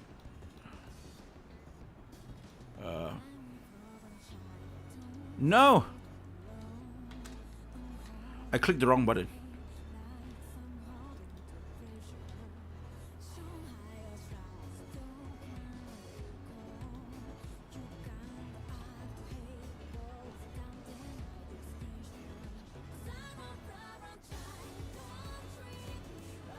Something is wrong here. Something is wrong here. What is happening?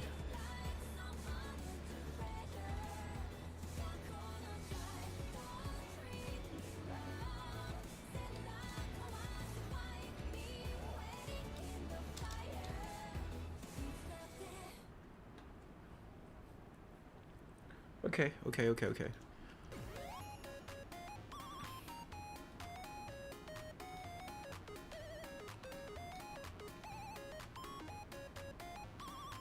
Why is it not happening in that kind of way? It's not showing red at all.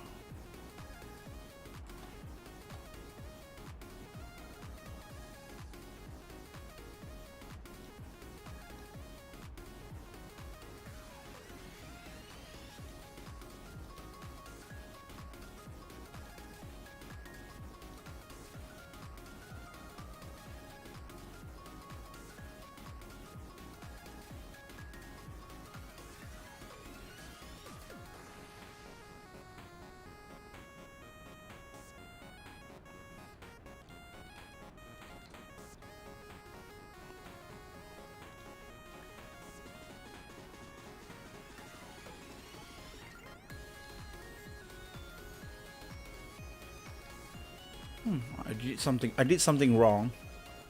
When I came back, I thought you put emoji music in your game. No, I did not.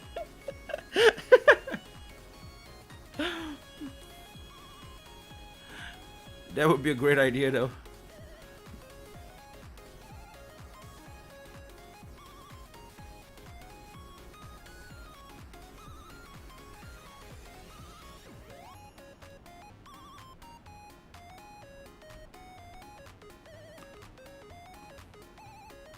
Let me go from the start again.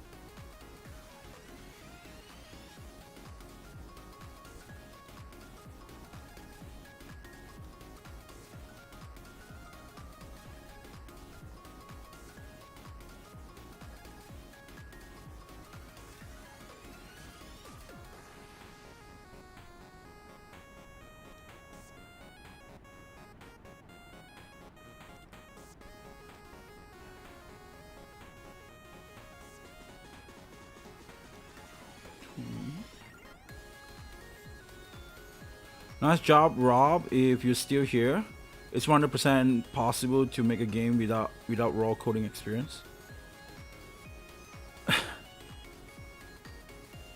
Oh, you mean raw or yeah. Twin property dollars for 2D thing. Modulate.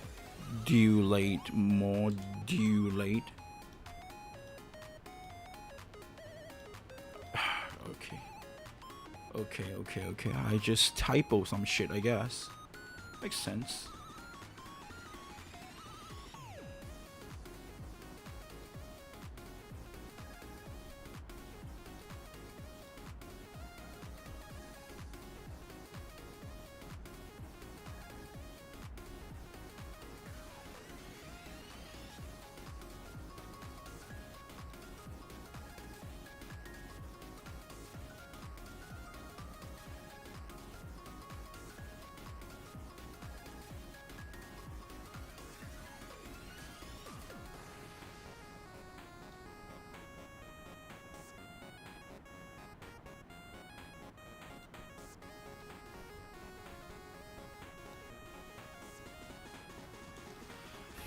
Oh!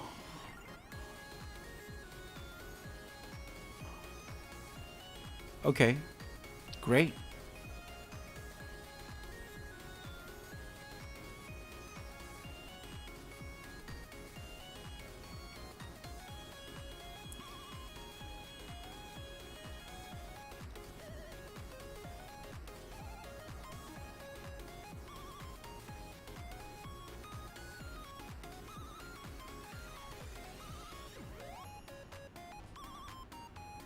Where's my single shot again?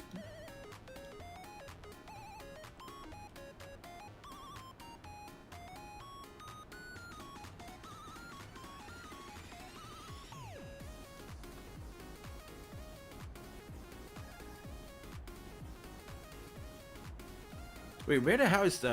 Holy crap, I totally weird out by my weapons.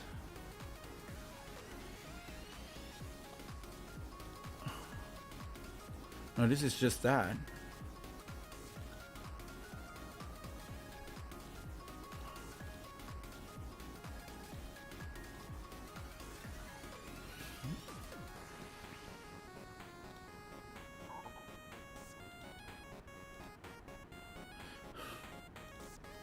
Oh, it's over here. It's on the weapons. Okay. Let's make it back one. It's shooting way too fast.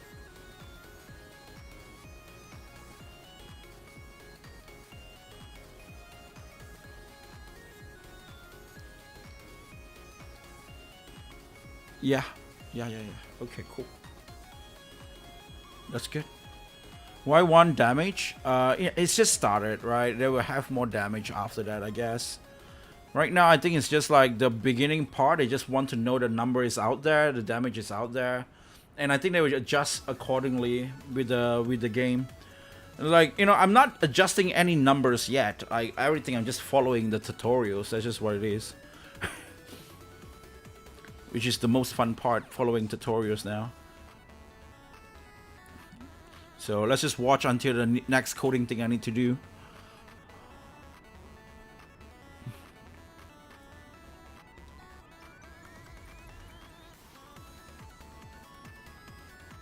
Okay, what do I need to do next? Go to the add GPU particle theory to projectiles. Okay, I'm gonna do that right now. Projectiles, and get to projectiles and add GPU particles. That's the first time I see this note. Okay, what do I do with the note? Create process particle.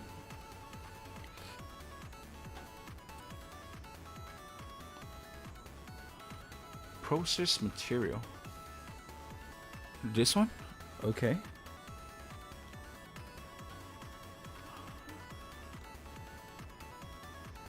Rainbow. Particle process. What the hell? Hold on. What the hell? Holy shit. It is pissing right now. So this is how you do pissing. Interesting. Create spherical patterns.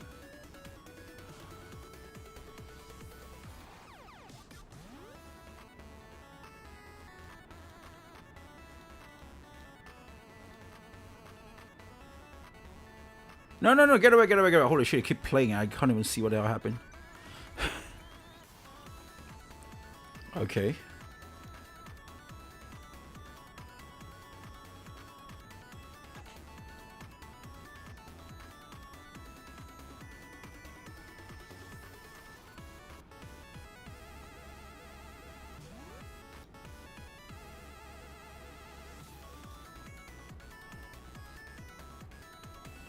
Spawn.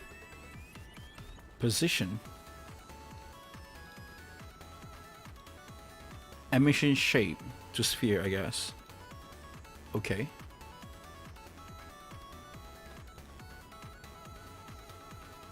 Emission 8. Oh, it's become like raining now.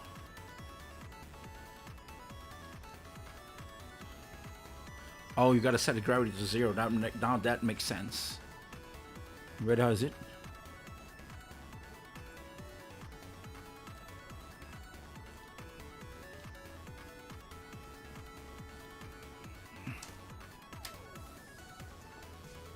Oh boy, that is interesting. I see. So there is this thing called GPU particles thing. Wow. 200. Wait, what?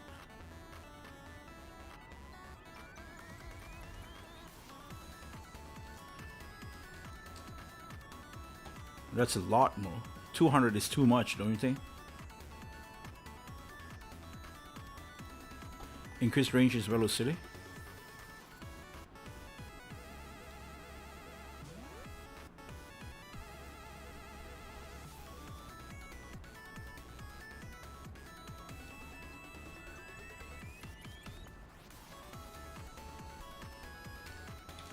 -10.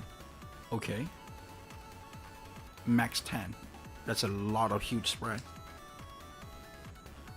Oh, I need to like, oh boy. Okay, that's pretty cool.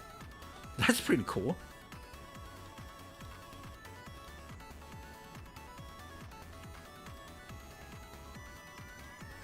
Direction. There's a direction thing. Directions, you're gonna put like 1 in the Y. So that it goes a bit weirder, I guess. Create scale.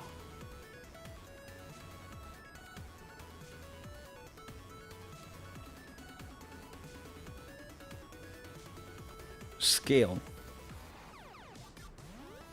New curve on scale. Curve texture. Okay. Ooh, you gotta play around with like weird shit, man. This is the first time I see stuff like this. Damn. I probably need this bigger for this one.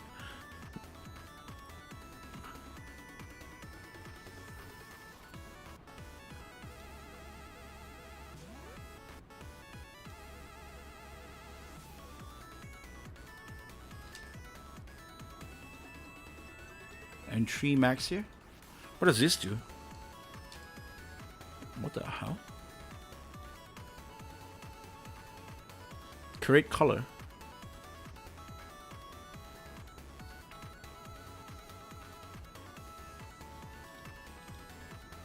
So it is at it's still at the scale. It's still at the scale.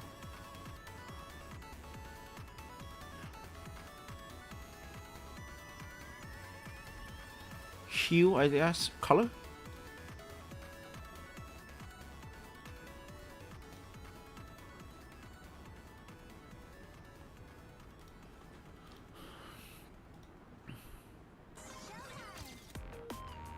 Blue. What color should be good? Make it blue.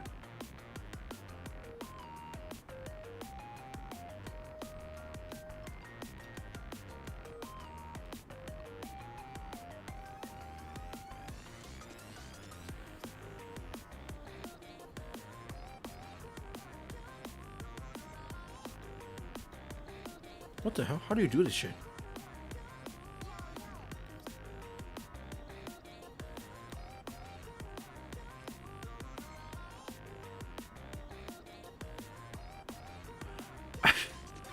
Let's watch it together, guys.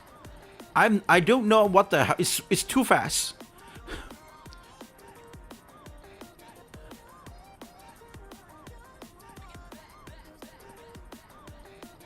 What did she do? What did he do? What did he do? He pressed this? Oh. Oh, okay. Okay. So this is actually white. Okay. Like it's just okay.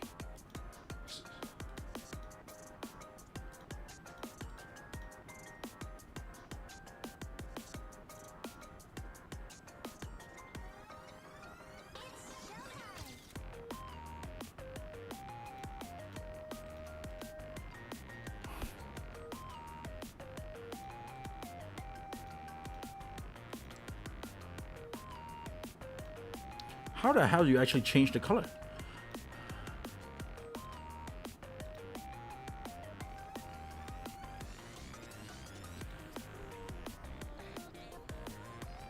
Interpolation?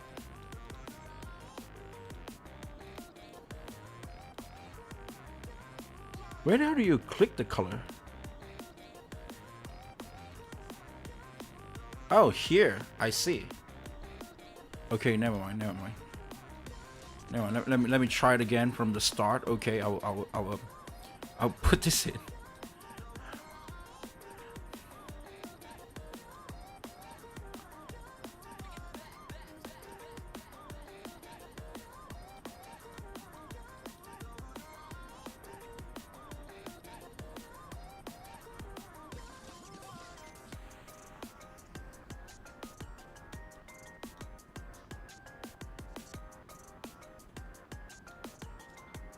Do I need to follow his color, I guess? I'm not even pretty sure, man. He's making like super pinkish though. Like light pinkish.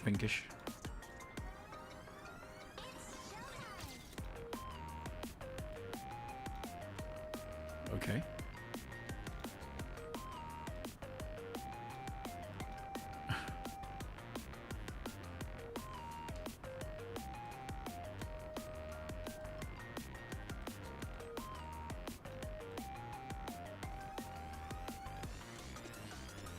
I don't know, man. That's very similar on how a particle works in Unreal. Cloud is teaching me about bullet projectiles. If they start small, when I'm doing a big project with small parts, that's always it, right? I want to do a lot of small parts so that I can do the big parts. Too bad our dig doesn't happen. I'm sorry, I don't know why I talk about that. But yeah, okay, cool.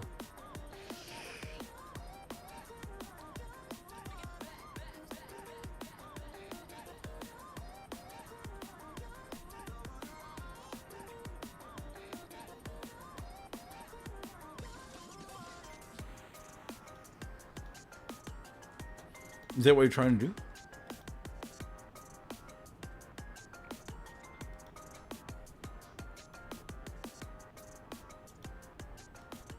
How the hell do you do that? That looks so cool. Look at this, man. He goes to color.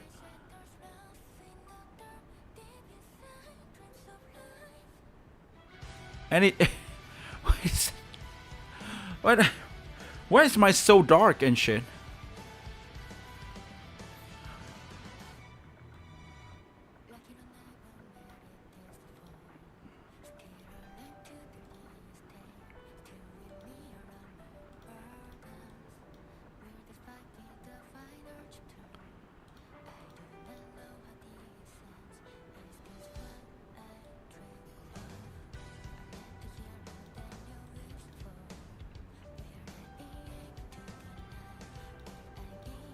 How the hell did he do that? What is this? Heal thing? Oh, the heal. Oh, the heal. Oh, now I get it.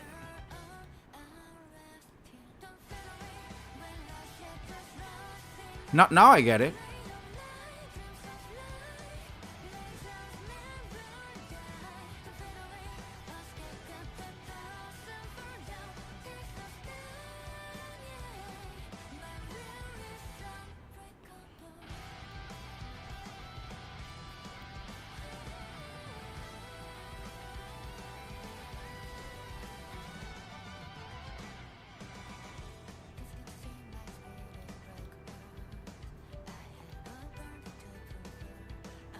Hey, where's my ping go? Wait, what is it? What is this ping? But then this is what is happening here? What is happening here? What is this ping?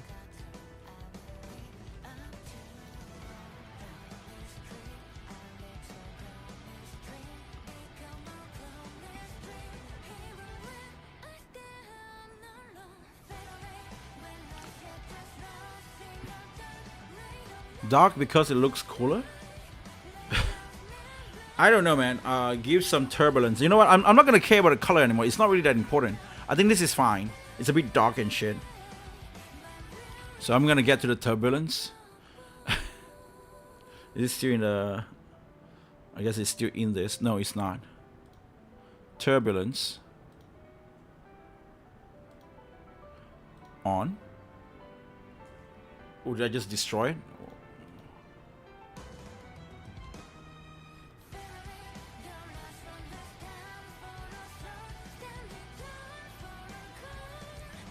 Put it a bit, I guess.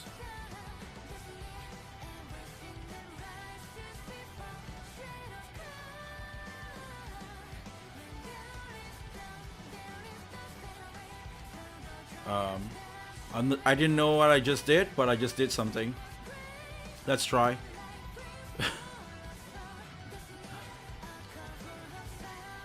It's broken. I say that's pretty cool. I say that is actually pretty cool. Now it looks more like a weapons and shit.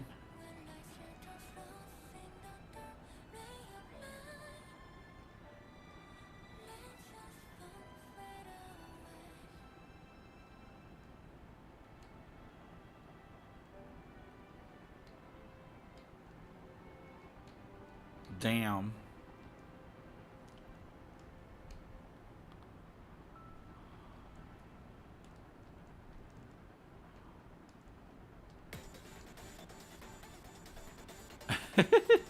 Okay, that's pretty cool. So that's what we did. Let's make it bigger a bit, right? So that, you know, it's more. Yeah, particle effects.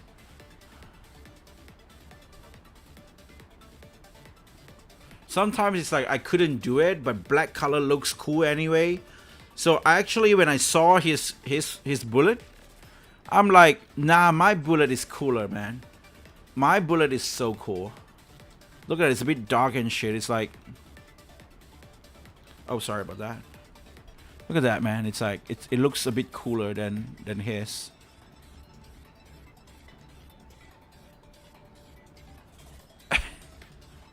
I mean, you know, just saying though. You made a projectile trail, yeah, and that's what that is. But again, I think mine is cooler though. Mine is more cool than I'm just saying, bro. Just saying. Okay. Let's see what's next. We still got more to go. Okay, we're gonna finish this video today. We still got we still got types of knockback, health, enemy health, and elimination. So we're gonna kill them, I guess, and some fixes, and final result and thanks. And after this, tomorrow we can go and learn about level and weapons upgrade. Woo! This is gonna be a super long video, man. Goddamn, in 20 minutes. Holy shit! You pretty much carrying me single-handedly through tutorial hell. Damn, I'm gonna give this a light as well. I'm gonna give this video a light as well. Oh boy. This is a very great video. I really like this tutorial very much. Wait, what the hell am I doing? Oh, it's over here. So let's see what is the next thing.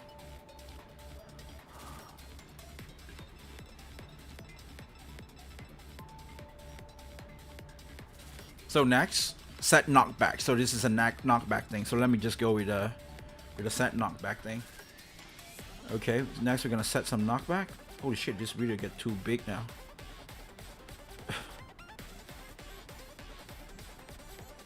Okay. Set knockback. So we're gonna go to projectile and to the script, and when body enters, set knockback.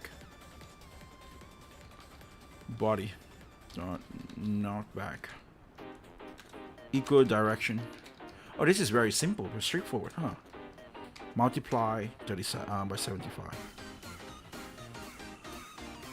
So that's the number, right? We can just make it how much.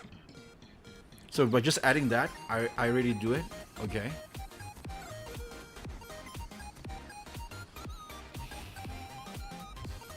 Oh, there's a knockback effect a bit. They're getting slow. Oh shit. Get away. Why are you guys so fast? Oh yeah, because it's it's 10 seconds. That's why they're so fast.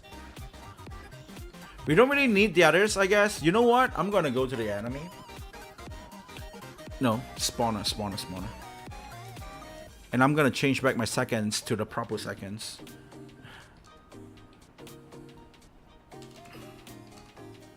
Alright.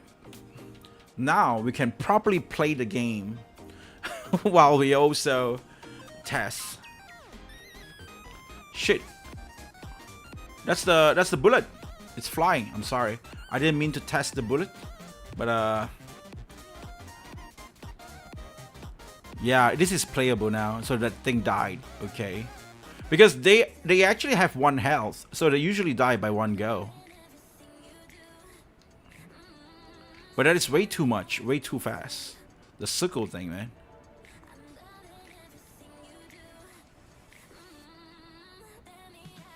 No way.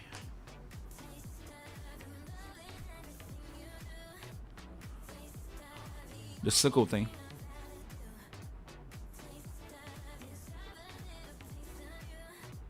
Elite, no. Why is that way too fast? Way too fast. We gotta do something about that.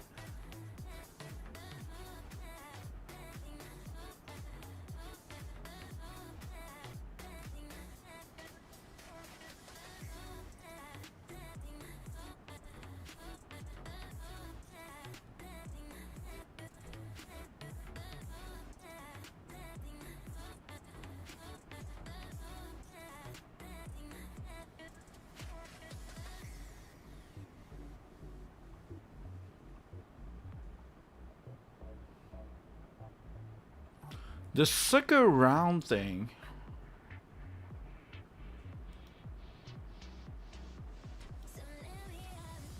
It should be in spawner because it spawns, right? Where is my pie? This one right here. Get random position. But this is like the random position. But it's like another one with like a spawn in with like a circle enemy thing. I forgot which code was that. Enemy instance type. This is the one. It's supposed to be minutes. Right? Minutes.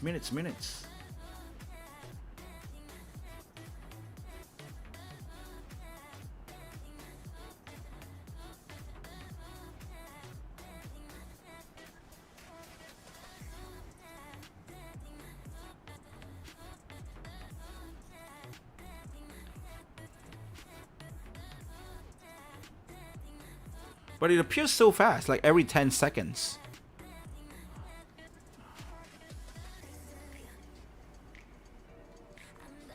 like 10 seconds.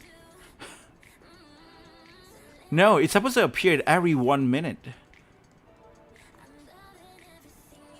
Then another 10 seconds. That's so fast.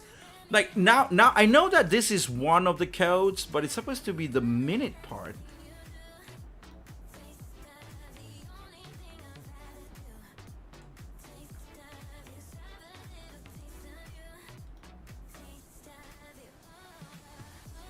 Second.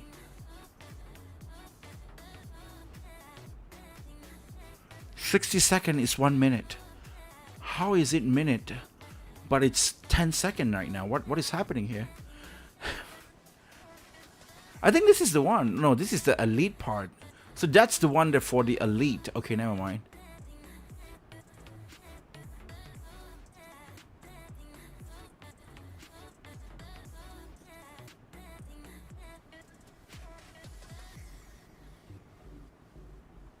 I'm not sure which one was it again. I gotta check it out. God damn it, bro.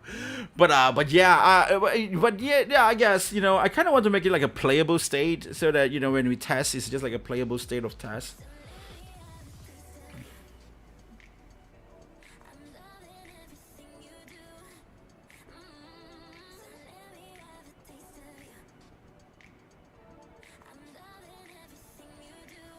Was it in the first one? Let me see. I'm sorry. Let me just check back the old video.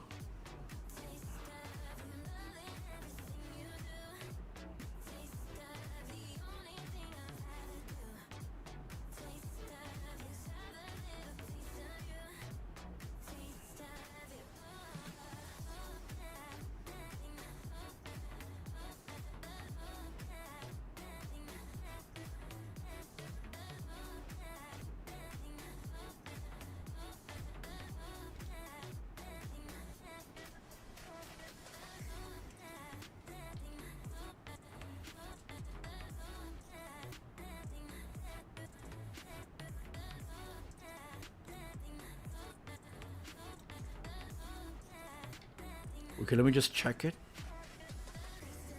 Sorry, you know what? Since I'm checking stuff, let's just watch it together while I check, right?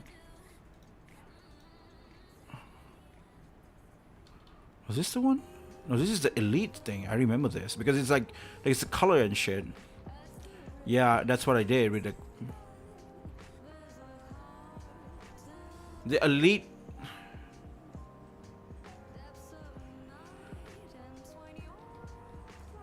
So this is the map and the limited testing and stuff. And this is the optimization stuff, and then that's the knockback. So I did this circle thing in the second video.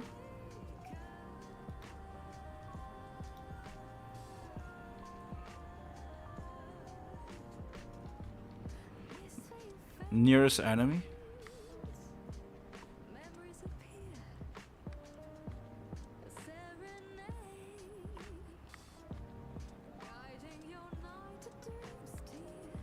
No, it should be at the one just now. But it's just a normal spawn now.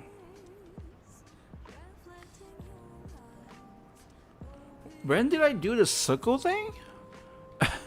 Man, holy shit, it's Lonely Cat.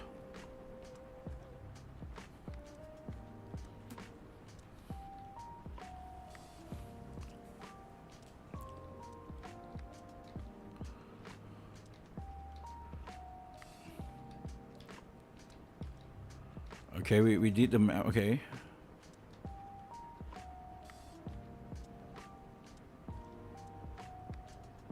We make the damage value. Okay.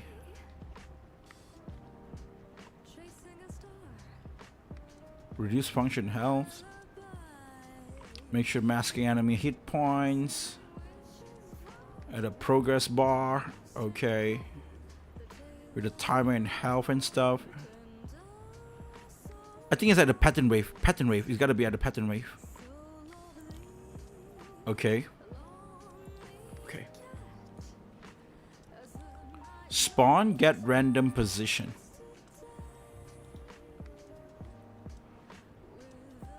I in range number.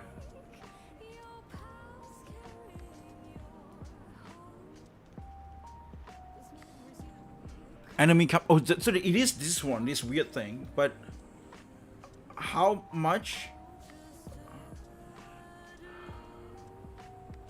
I wonder if they're actually gonna fix this like later on, because this is gonna be too much enemy, man.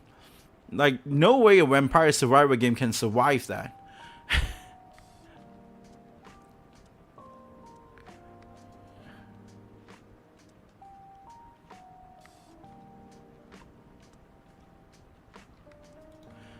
Okay, never mind. Oh shit, I almost deleted.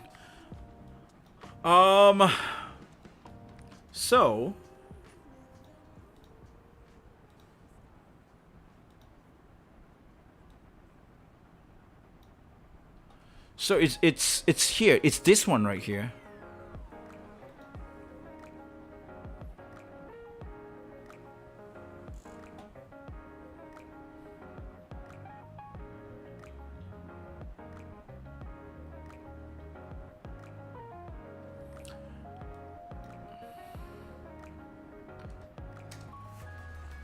Just testing.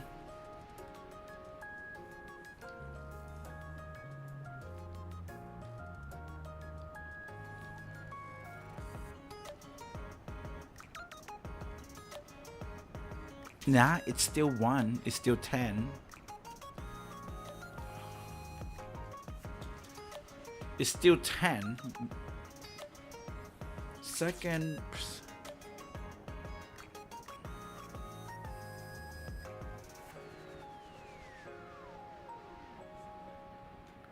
Do I need to save? Did I save?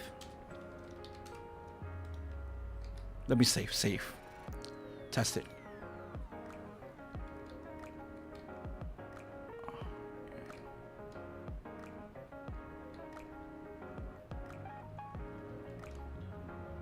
No, it's still happening at 10. 10 is like way too overwhelming, man. That's crazily scary. Like we didn't really actually care that much about that, but now when I was like trying to play it as like normally, maybe I think maybe they will. I mean, this tutorial. Let's hope this tutorial will actually tell us to fix it later on, because I think they just make it short so that it's easier for us to see what is happening in it. And I feel like that's the reason why. But hold on, I need to go. I'll be right back. I need to go and just. I need to go to pee.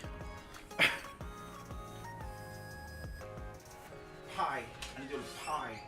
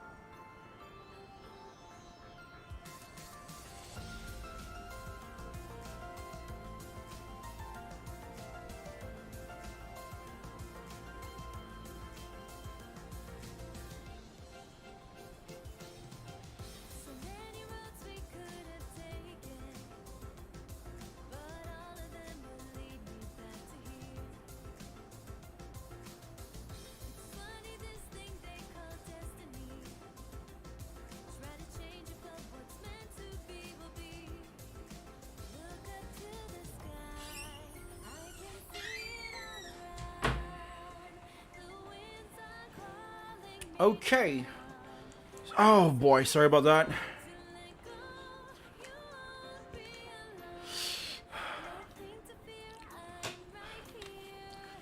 Oh, I'm so deep into it, I didn't really actually read the chat. I'm so sorry. But now I see it.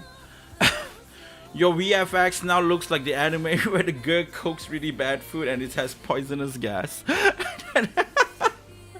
That is actually really funny. Yeah, let's go continue this. Let's finish this today, right? Let's finish this video today at least. So I still got knockback, enemy health, and some fix and stuff. So let's just go with it.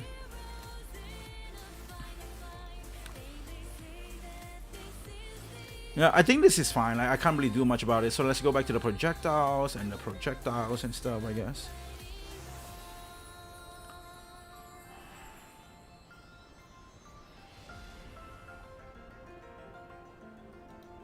Let's set the incremental knockback.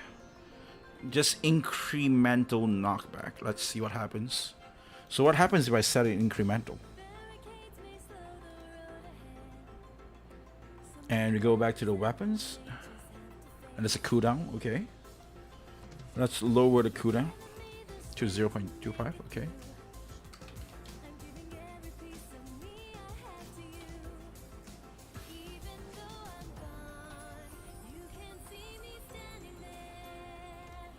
And now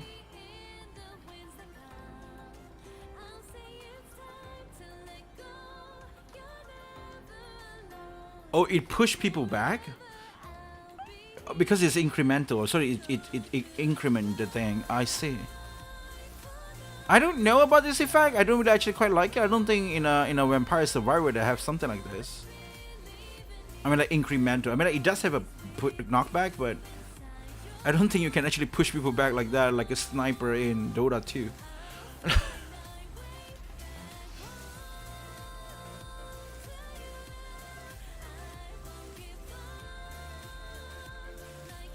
Interesting. So we can test this out with 90.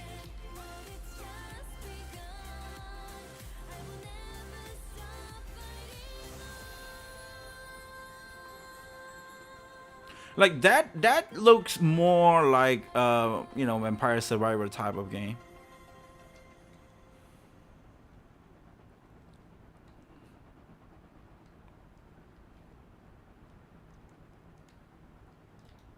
Yeah.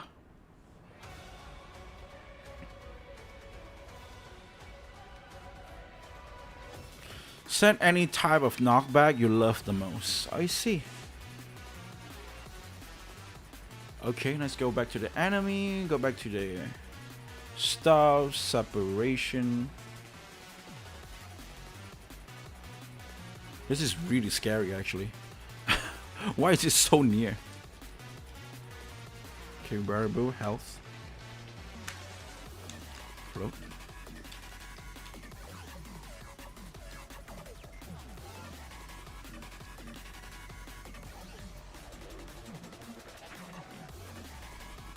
Now you can set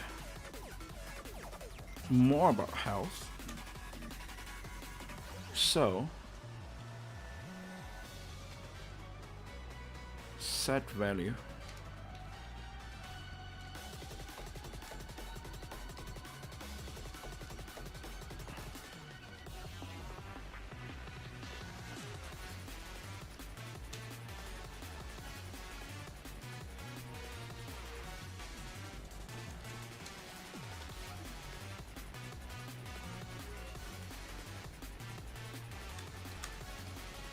Topical value, okay. Give health.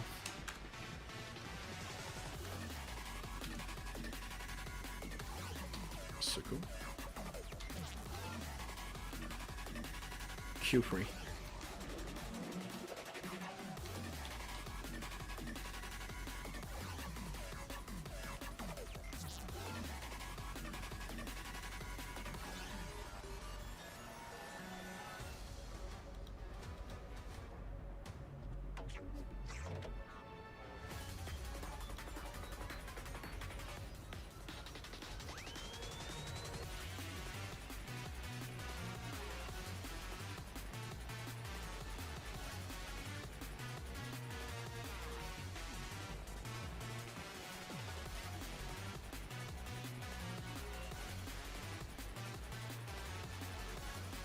What is happening here?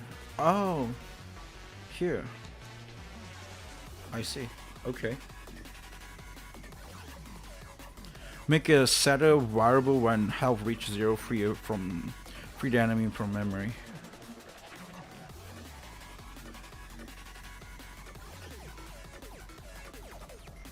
So if when you reach 0, you free the enemy from memory. Okay. So at the pop up.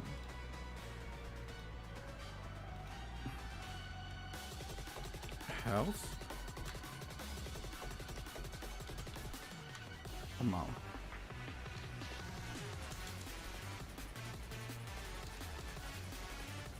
Health will get reduced from take damage function.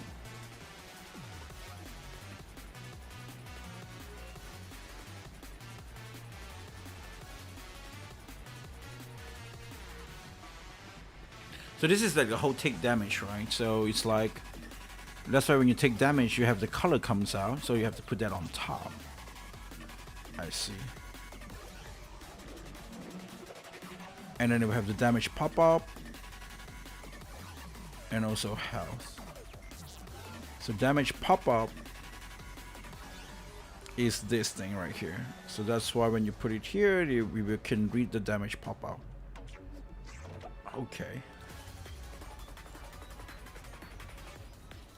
Like this is the thing, right? Like I think like it's always almost the same thing, with like languages. Like let me tell you a story. When I started to learn Japanese and started to, like the first sign that I feel like I have learned Japanese was when I was talking to my Japanese aunt, and she's speaking Japanese to me with English mixed up together. So it's like English and Japanese all together. And I understand everything she said, like because it does really mix a little bit English, right? But what she said to me, I understand everything she said, but I couldn't reply her in Japanese. That was the first time, right? That was like, I think I just started learning Japanese like first month or second month or something like that, and then like, you know, like slowly I learned that, okay, so this is this, and the more you listen, the more you understand it, but you just keep figuring out like words. Now what you need is to learn how to you know, the vocabulary, right? The vocab, like you just need that to reply her. So this is like the same thing, I guess. Like I kind of understand why this is this. It makes a lot of sense to me. But I don't understand like the vocab, like the whole word itself, right? I understand the meaning of it, like why is this here? This makes sense because it's over here. And what is this? This is this, and the function is this. This is how you write this. So I kind of glad, like I'm really happy that I really like, you know, understand that a little bit, but I not like super understand it. I just can't write it out. But yeah, but you know, this is cool. This is fun. So,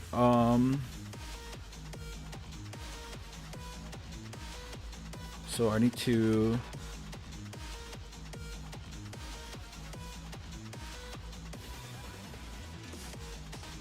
get to the player. Since the enemy objects are getting freed, nearest enemy needs an instant check.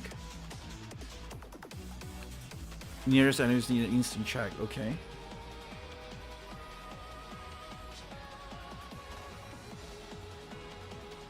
So store separation only when instant is valid.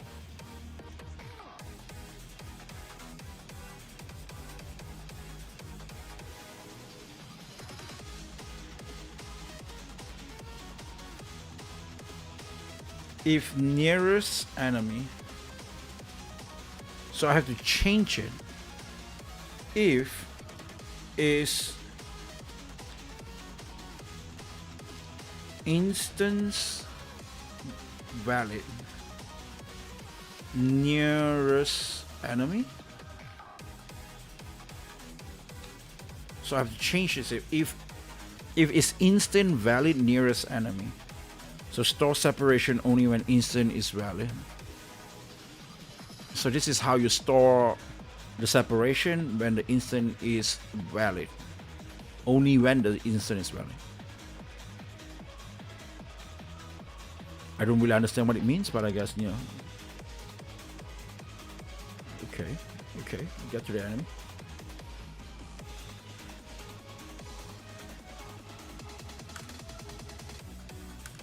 Like health is 3.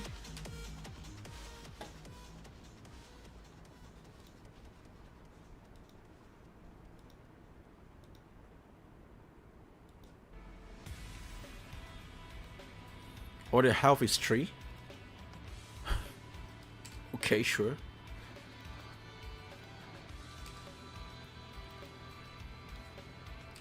Why is all the health 3?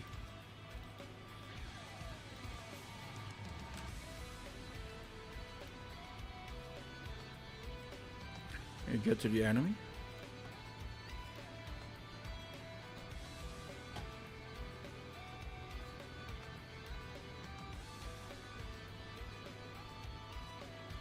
Value of the damage. I gotta type it here as well. Health equal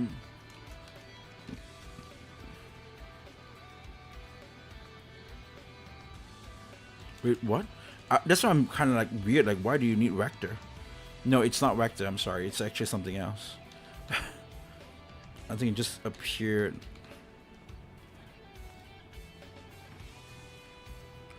Update health from resource.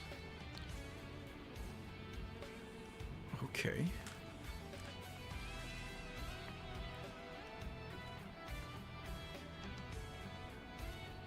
Oh, now they're getting that. They died after this. Okay, cool. That's really good. So this is how you update it.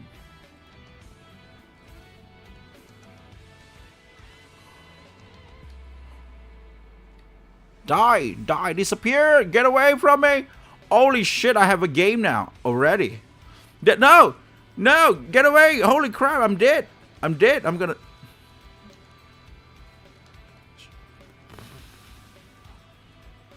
Damn it. Is that thing is still is the boss tree as well? No, why is this so strong? We should actually give this like 1 or something. Why do we give it 3? That's not a good health. That's so weird. Tutorial.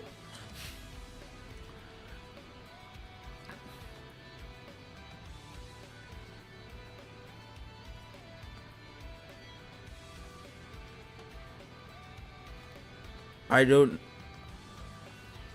don't have this at all though.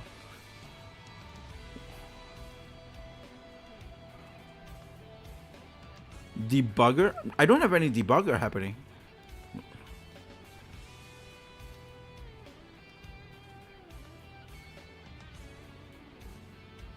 Like, I don't know what is it trying to say. Warnings are getting spam. Let's fix that. Not me. And now I'm scared. Like, why? What should I do? Should I do this as well? I'm not getting any problem though. Bind the tween to the enemy itself. Wait, should I do this as well? I'm not getting any effects though.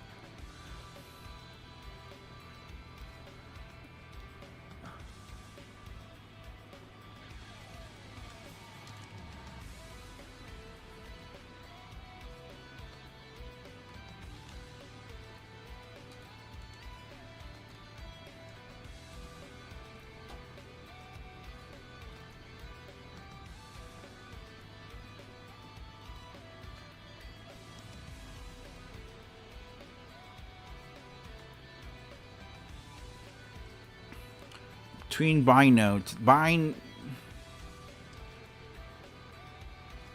is tween with a given node. Tweens are processed directly by the scene tree, so they run independently on the animated node.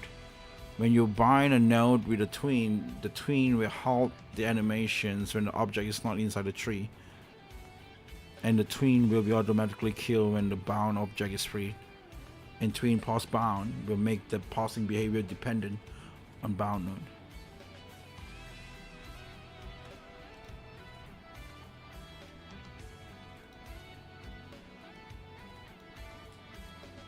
Automatically kill when the bound object is free. No, I did not get any warning though.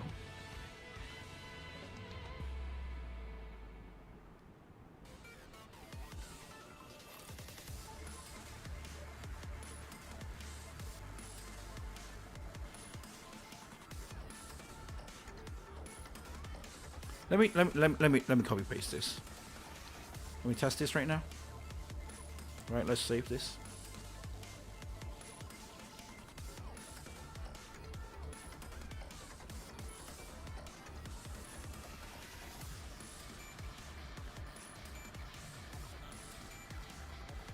Okay.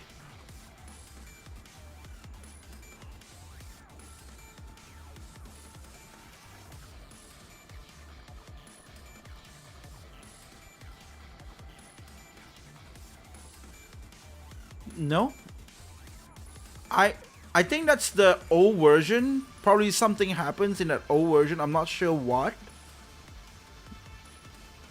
But you know, it has been updated for a very long time. So again, just for the just for the tutorial itself, I'm gonna put it there. But I'm not pretty sure what is it for. Like seriously.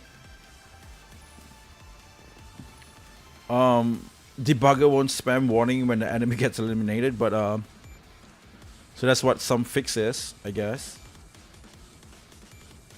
But I don't have that problem from my side. So yeah.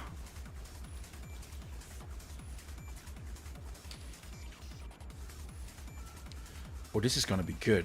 Yeah, I didn't thought about this. Let me try with the. It's died twice. Oh shit, it's changed so much.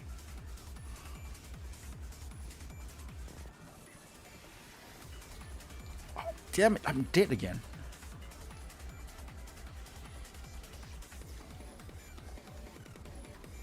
Oh shit, the boss just died just like that. Okay, let's see what else is this now. Getting value to change from upgrades, yeah. Next week I will be implementing XP bar and XP gem pickups. I guess that's it. That's the video for today. Damn.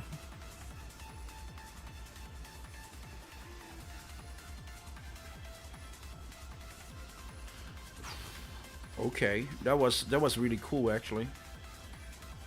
Holy shit. Okay, we did the second videos. Now we have the third videos and stuff. So next time what I'm gonna do is let's save this first, right? So next time what I'm gonna do is I'm going to learn this again, right?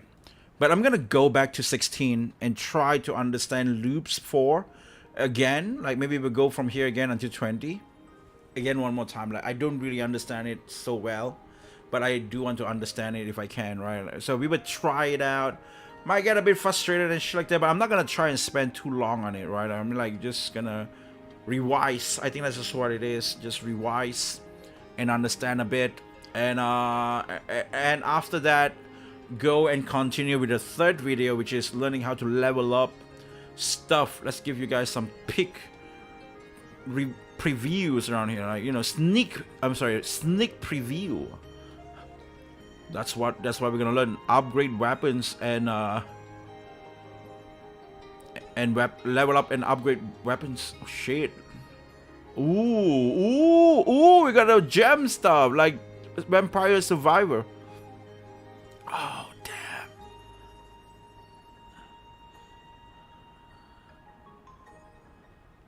Oh boy. 0.2 cooldown, 200 speed, 2 damage.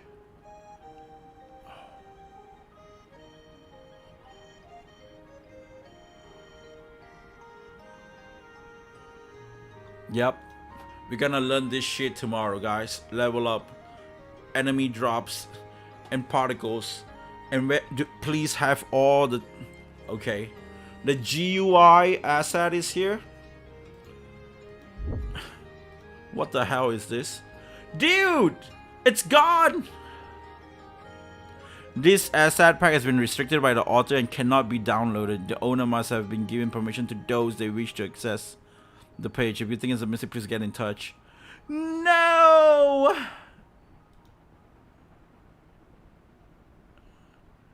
No, he quit. He quit, I guess. Welcome back. Hope you'll find your arms better. Something happens to him, I guess.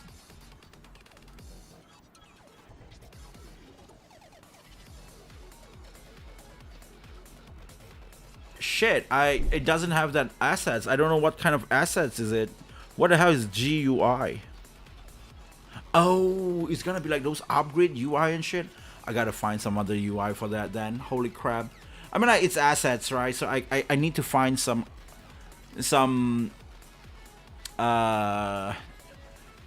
replacement on that.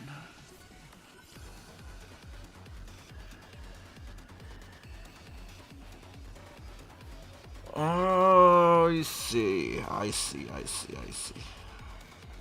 Yeah, you got to find that shit, I guess. Well, you know what, guys? I'm gonna end the video right here for today, but not yet. Though we still got our videos that we gotta watch before we really go and call it a day. Remember how I say I'm gonna watch his video every single day at the end, and we're gonna learn something from Nintendo dude. So the next video is supposed to be game development is in the game.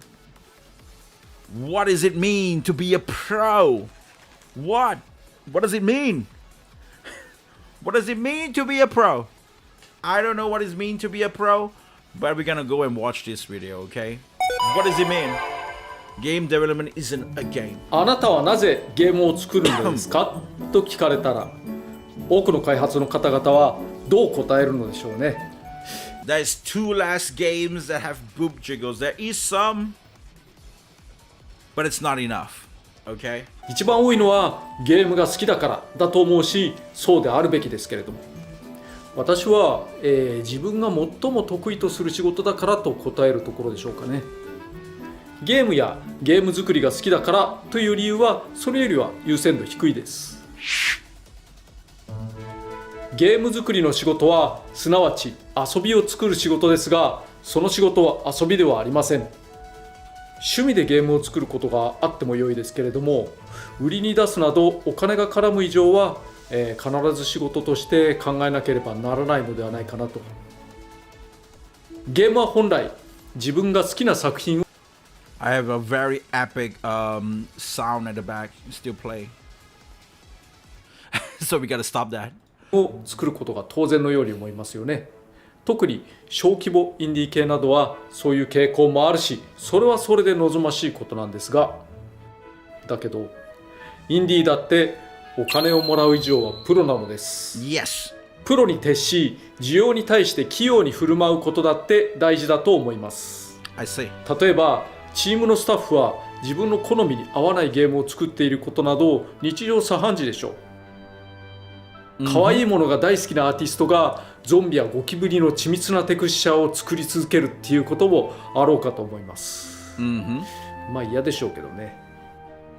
自分の好みと正反対であっても、それが仕事ならばしっかり器用にこなさなければなりませんね。Yeah. もちろんどんな仕事も楽しめるようにするのが一番なので、その面白さややりがいを見つけることも大事だと思います。なお、特定のディベロッパーやディレクターなどの作家性に惚れ込んで、そのディベロッパーの仕事をするようになれば、好きなものを作れる可能性はあるかもしれません。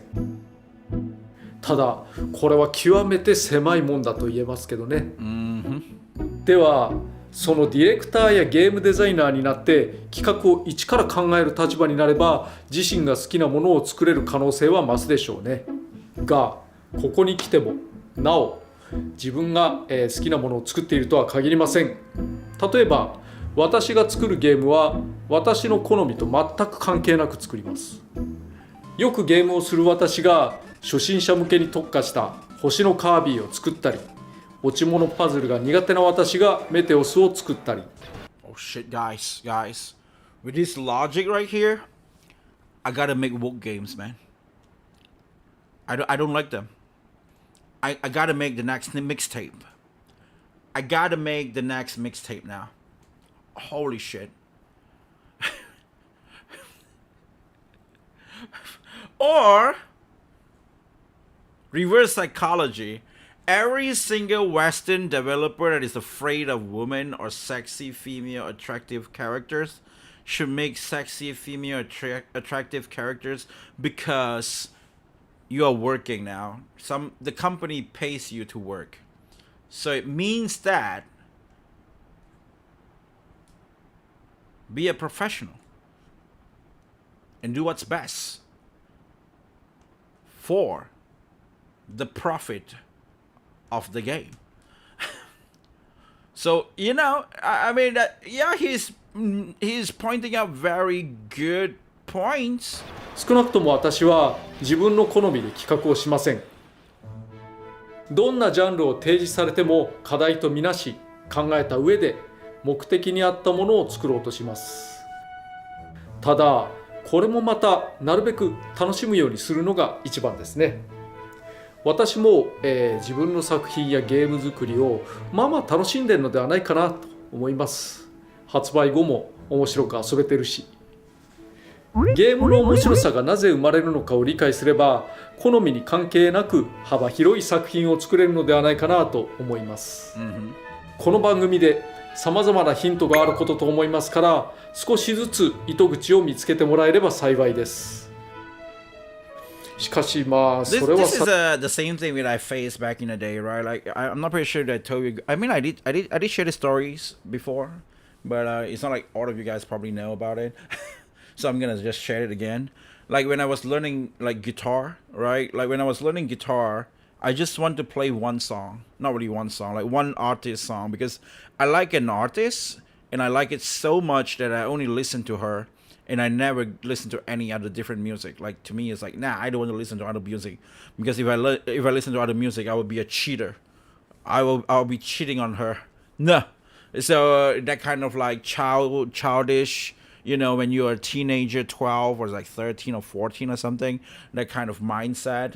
And then I remember it was like I started guitar in like 14 or 15. So, and then and I started to go for a class in 16. And it's like after a few years, like 1 or 2 years, when I started guitar, and I only tried to play one song, like one artist song, and never want to play like, do re mi fa sol la ti do or any weird different canon song or whatever, canon in D, or whatever that shit is. So I was told by my teacher in like when I was like 16 years old, when I went for that class, that maybe you should try to listen to other artists. Life-changing moment, guys. Life-changing moment. I start to listen to other artists, and my world just open. It's like, when white people or Western people, they like to eat, salt and very bland meal, and then they start to eat like Mexicans and Japanese and Chinese food or anything like that with huge flavor. It changed their life. They could never go back. Like, even though no matter what your thought is or what your idealism is or what your, view on things, you will never be able to go to a rate state for food anymore. Because the food on the blue state is just much tastier. And despite like weird shit happens there. But the same thing with me. I started to just listen to other music, and I never went back to that artist. I never went back. I mean, like, I did listen to her from time to time. It was Ayumi Hamasaki, by the way, if you guys want to know. I did listen to Ayumi Hamasaki from time to time, but now after I graduated from high school, I never. Like, even though when I was in Japan, I never listened to her stuff. Funny enough, when I was in Japan, I listened to a lot of Morning Musume. And that was weird. Like, it's like a 10 years ago idol thing, and then everybody look at me as weirdly and shit. Like, why do you listen to old music? So so it's the same thing, right? Like you want to make something that you liked, but I think it's more like that is principle. Like for me, the principle is on like making what a game is that I want to make a game with hot, attractive character, and that's just it. And I'm gonna just be honest, right? It's not like Mega Bong is something that I really like and I want to make. So what he's saying is true, right? It's like the same thing with what if you ask me what I really want to make in a video game, I want to make something like a Final Fantasy game, right? Like whatever Expedition 33 managed to make back managed to make, which is like a story-driven type of game and whatnot, like a 3D game, right? That's the type of game that I really want to make. Like that's my dream game as well. Like not exactly like like Expedition 33 or whatever, because that's like kind of have like weird parry and it's more like that different side, but it's more like Final Fantasy. Like for me, I think it's gonna be like action Final Fantasy, and it's probably like what I like actually. Like I do enjoy all the old like 9, 8 or whatnot, but that's the type of game that I probably want to make. That's gonna be the dream game. That's probably like I'm gonna use Project Hanabi to make that as well. But in order to learn how to make video games, you gotta get in somewhere. So that's where it comes in with trying to learn the game by doing all this random stuff. I would say, like like learn Megabong type, try to make some Megabong type of game, or Flappy Bird or something like that. 多様なゲームを作る我らに共通することとは、作品を作る最終目的はプレイヤーを楽しませることに他なりません。 Entertain players, exactly. 何においてもそこは見失わないようにしてください。困ったり道に迷うようなことがあれば、プレイヤーを楽しませることと思い返す。 Yes. 開発の事情、困難はあれど、遊ぶ人が楽しめることを行動動機にしてもらえればと思いますね。Very well said. Entertaining players. That's what it is. That's what it's about. Totally agree, man. Totally agree. Holy shit. Wait, all the videos at the back is just like a pile of like mashes of what they said before.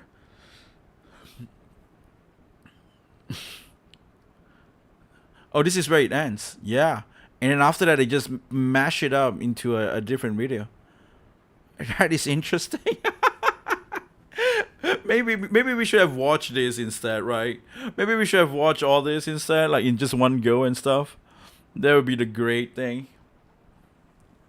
Now I see it. Now I was like, wait, what? Maybe I should watch this instead of like the others. The compilation is definitely gonna be better than the others. Because it's more effective on like stuff. But I feel like watching one video each is kind of like fun as well. Nah, it doesn't really matter. But yeah, but that's that. That's really cool. That is really cool. Yeah. Well, guys. Yeah, there you go, right? I totally agree with what Masahiro Sakurai-sans have to say around here. Like Sakurai-sans have to say around here. Like, yeah, you don't really, like at the end of the day, we want to make a game that's just like entertaining players. That's the most important part of it, and I truly agree as well. Well, guys, drop a like, subscribe, and all that, and of course, I will see you guys again on the next stream or next video or whatnot. And I hope you guys enjoyed today's hangout, right? It's just, this is actually pretty fun. I really like doing this. This is really cool. Learning how to make a game. It's really, really, really fun. And I really, really, really enjoy it a lot as well. So I hope you guys also enjoy. And yeah, thank you so much, Dave, for dropping by to the stream and also trying to help out and stuff. It's really, really, really, really cool for you to do so. And also thank you so much Taki Games and Robert for dropping by and interacting to the chat. I really appreciated you dropping by and hang out. It's really cool. And I'll see you guys again on the next stream. The next stream, I'm gonna go and play some games. Might go back to Nikkei or might go back to Resident Evil, right? So that's that. Yeah, and then we'll find. I think it's just like that for now. The schedule is like that. I will play some main game that I'm on progress with. which could be Resident Evil, Nikkei, game dev stream, random ass indie games and stuff, then game dev stream, then whatever, like we can do again with Resident Evil or whatnot until I really finish the whole Resident Evil game, right? That's just what it is. And yeah, so yep, thank you so much. If I can't sleep and I feel motivated, I would randomly just coming back here and just continue streaming, making games again. I don't know, like there is a few times, actually a few days ago, I was sleeping and I was like, I couldn't sleep and I wanted to do something. But I don't know, man. I feel like I was like scheduled like a day once, and I was like restricting myself. But I was like, it's a stream. It doesn't really matter, man. Maybe you can just go and just stream it again, like and learn more stuff. I mean, since you can't sleep and something like that. So maybe I would do that as well. At times, anytime. So don't be surprised when it happens. Oh wait, what? Jeff was streaming again for 3 times in a day. What the hell is happening? Oh, you can't sleep? I play other games and stuff like that. Not really necessary is like, just game dev stuff, because I feel like that the balance is always important as well. Like when you try to force yourself too much, it would just pack too much stuff and you just be like blur and just blank. So that's not good, right? That's like, it doesn't really differ from being stuck and being not able to sleep. So because you don't achieve anything. So yeah, well, I'll see you guys, man. Thank you so much for listening. Thank you so much for hanging out. I really appreciate it. Until next time, I'll be seeing ya. Boom, boom, boom.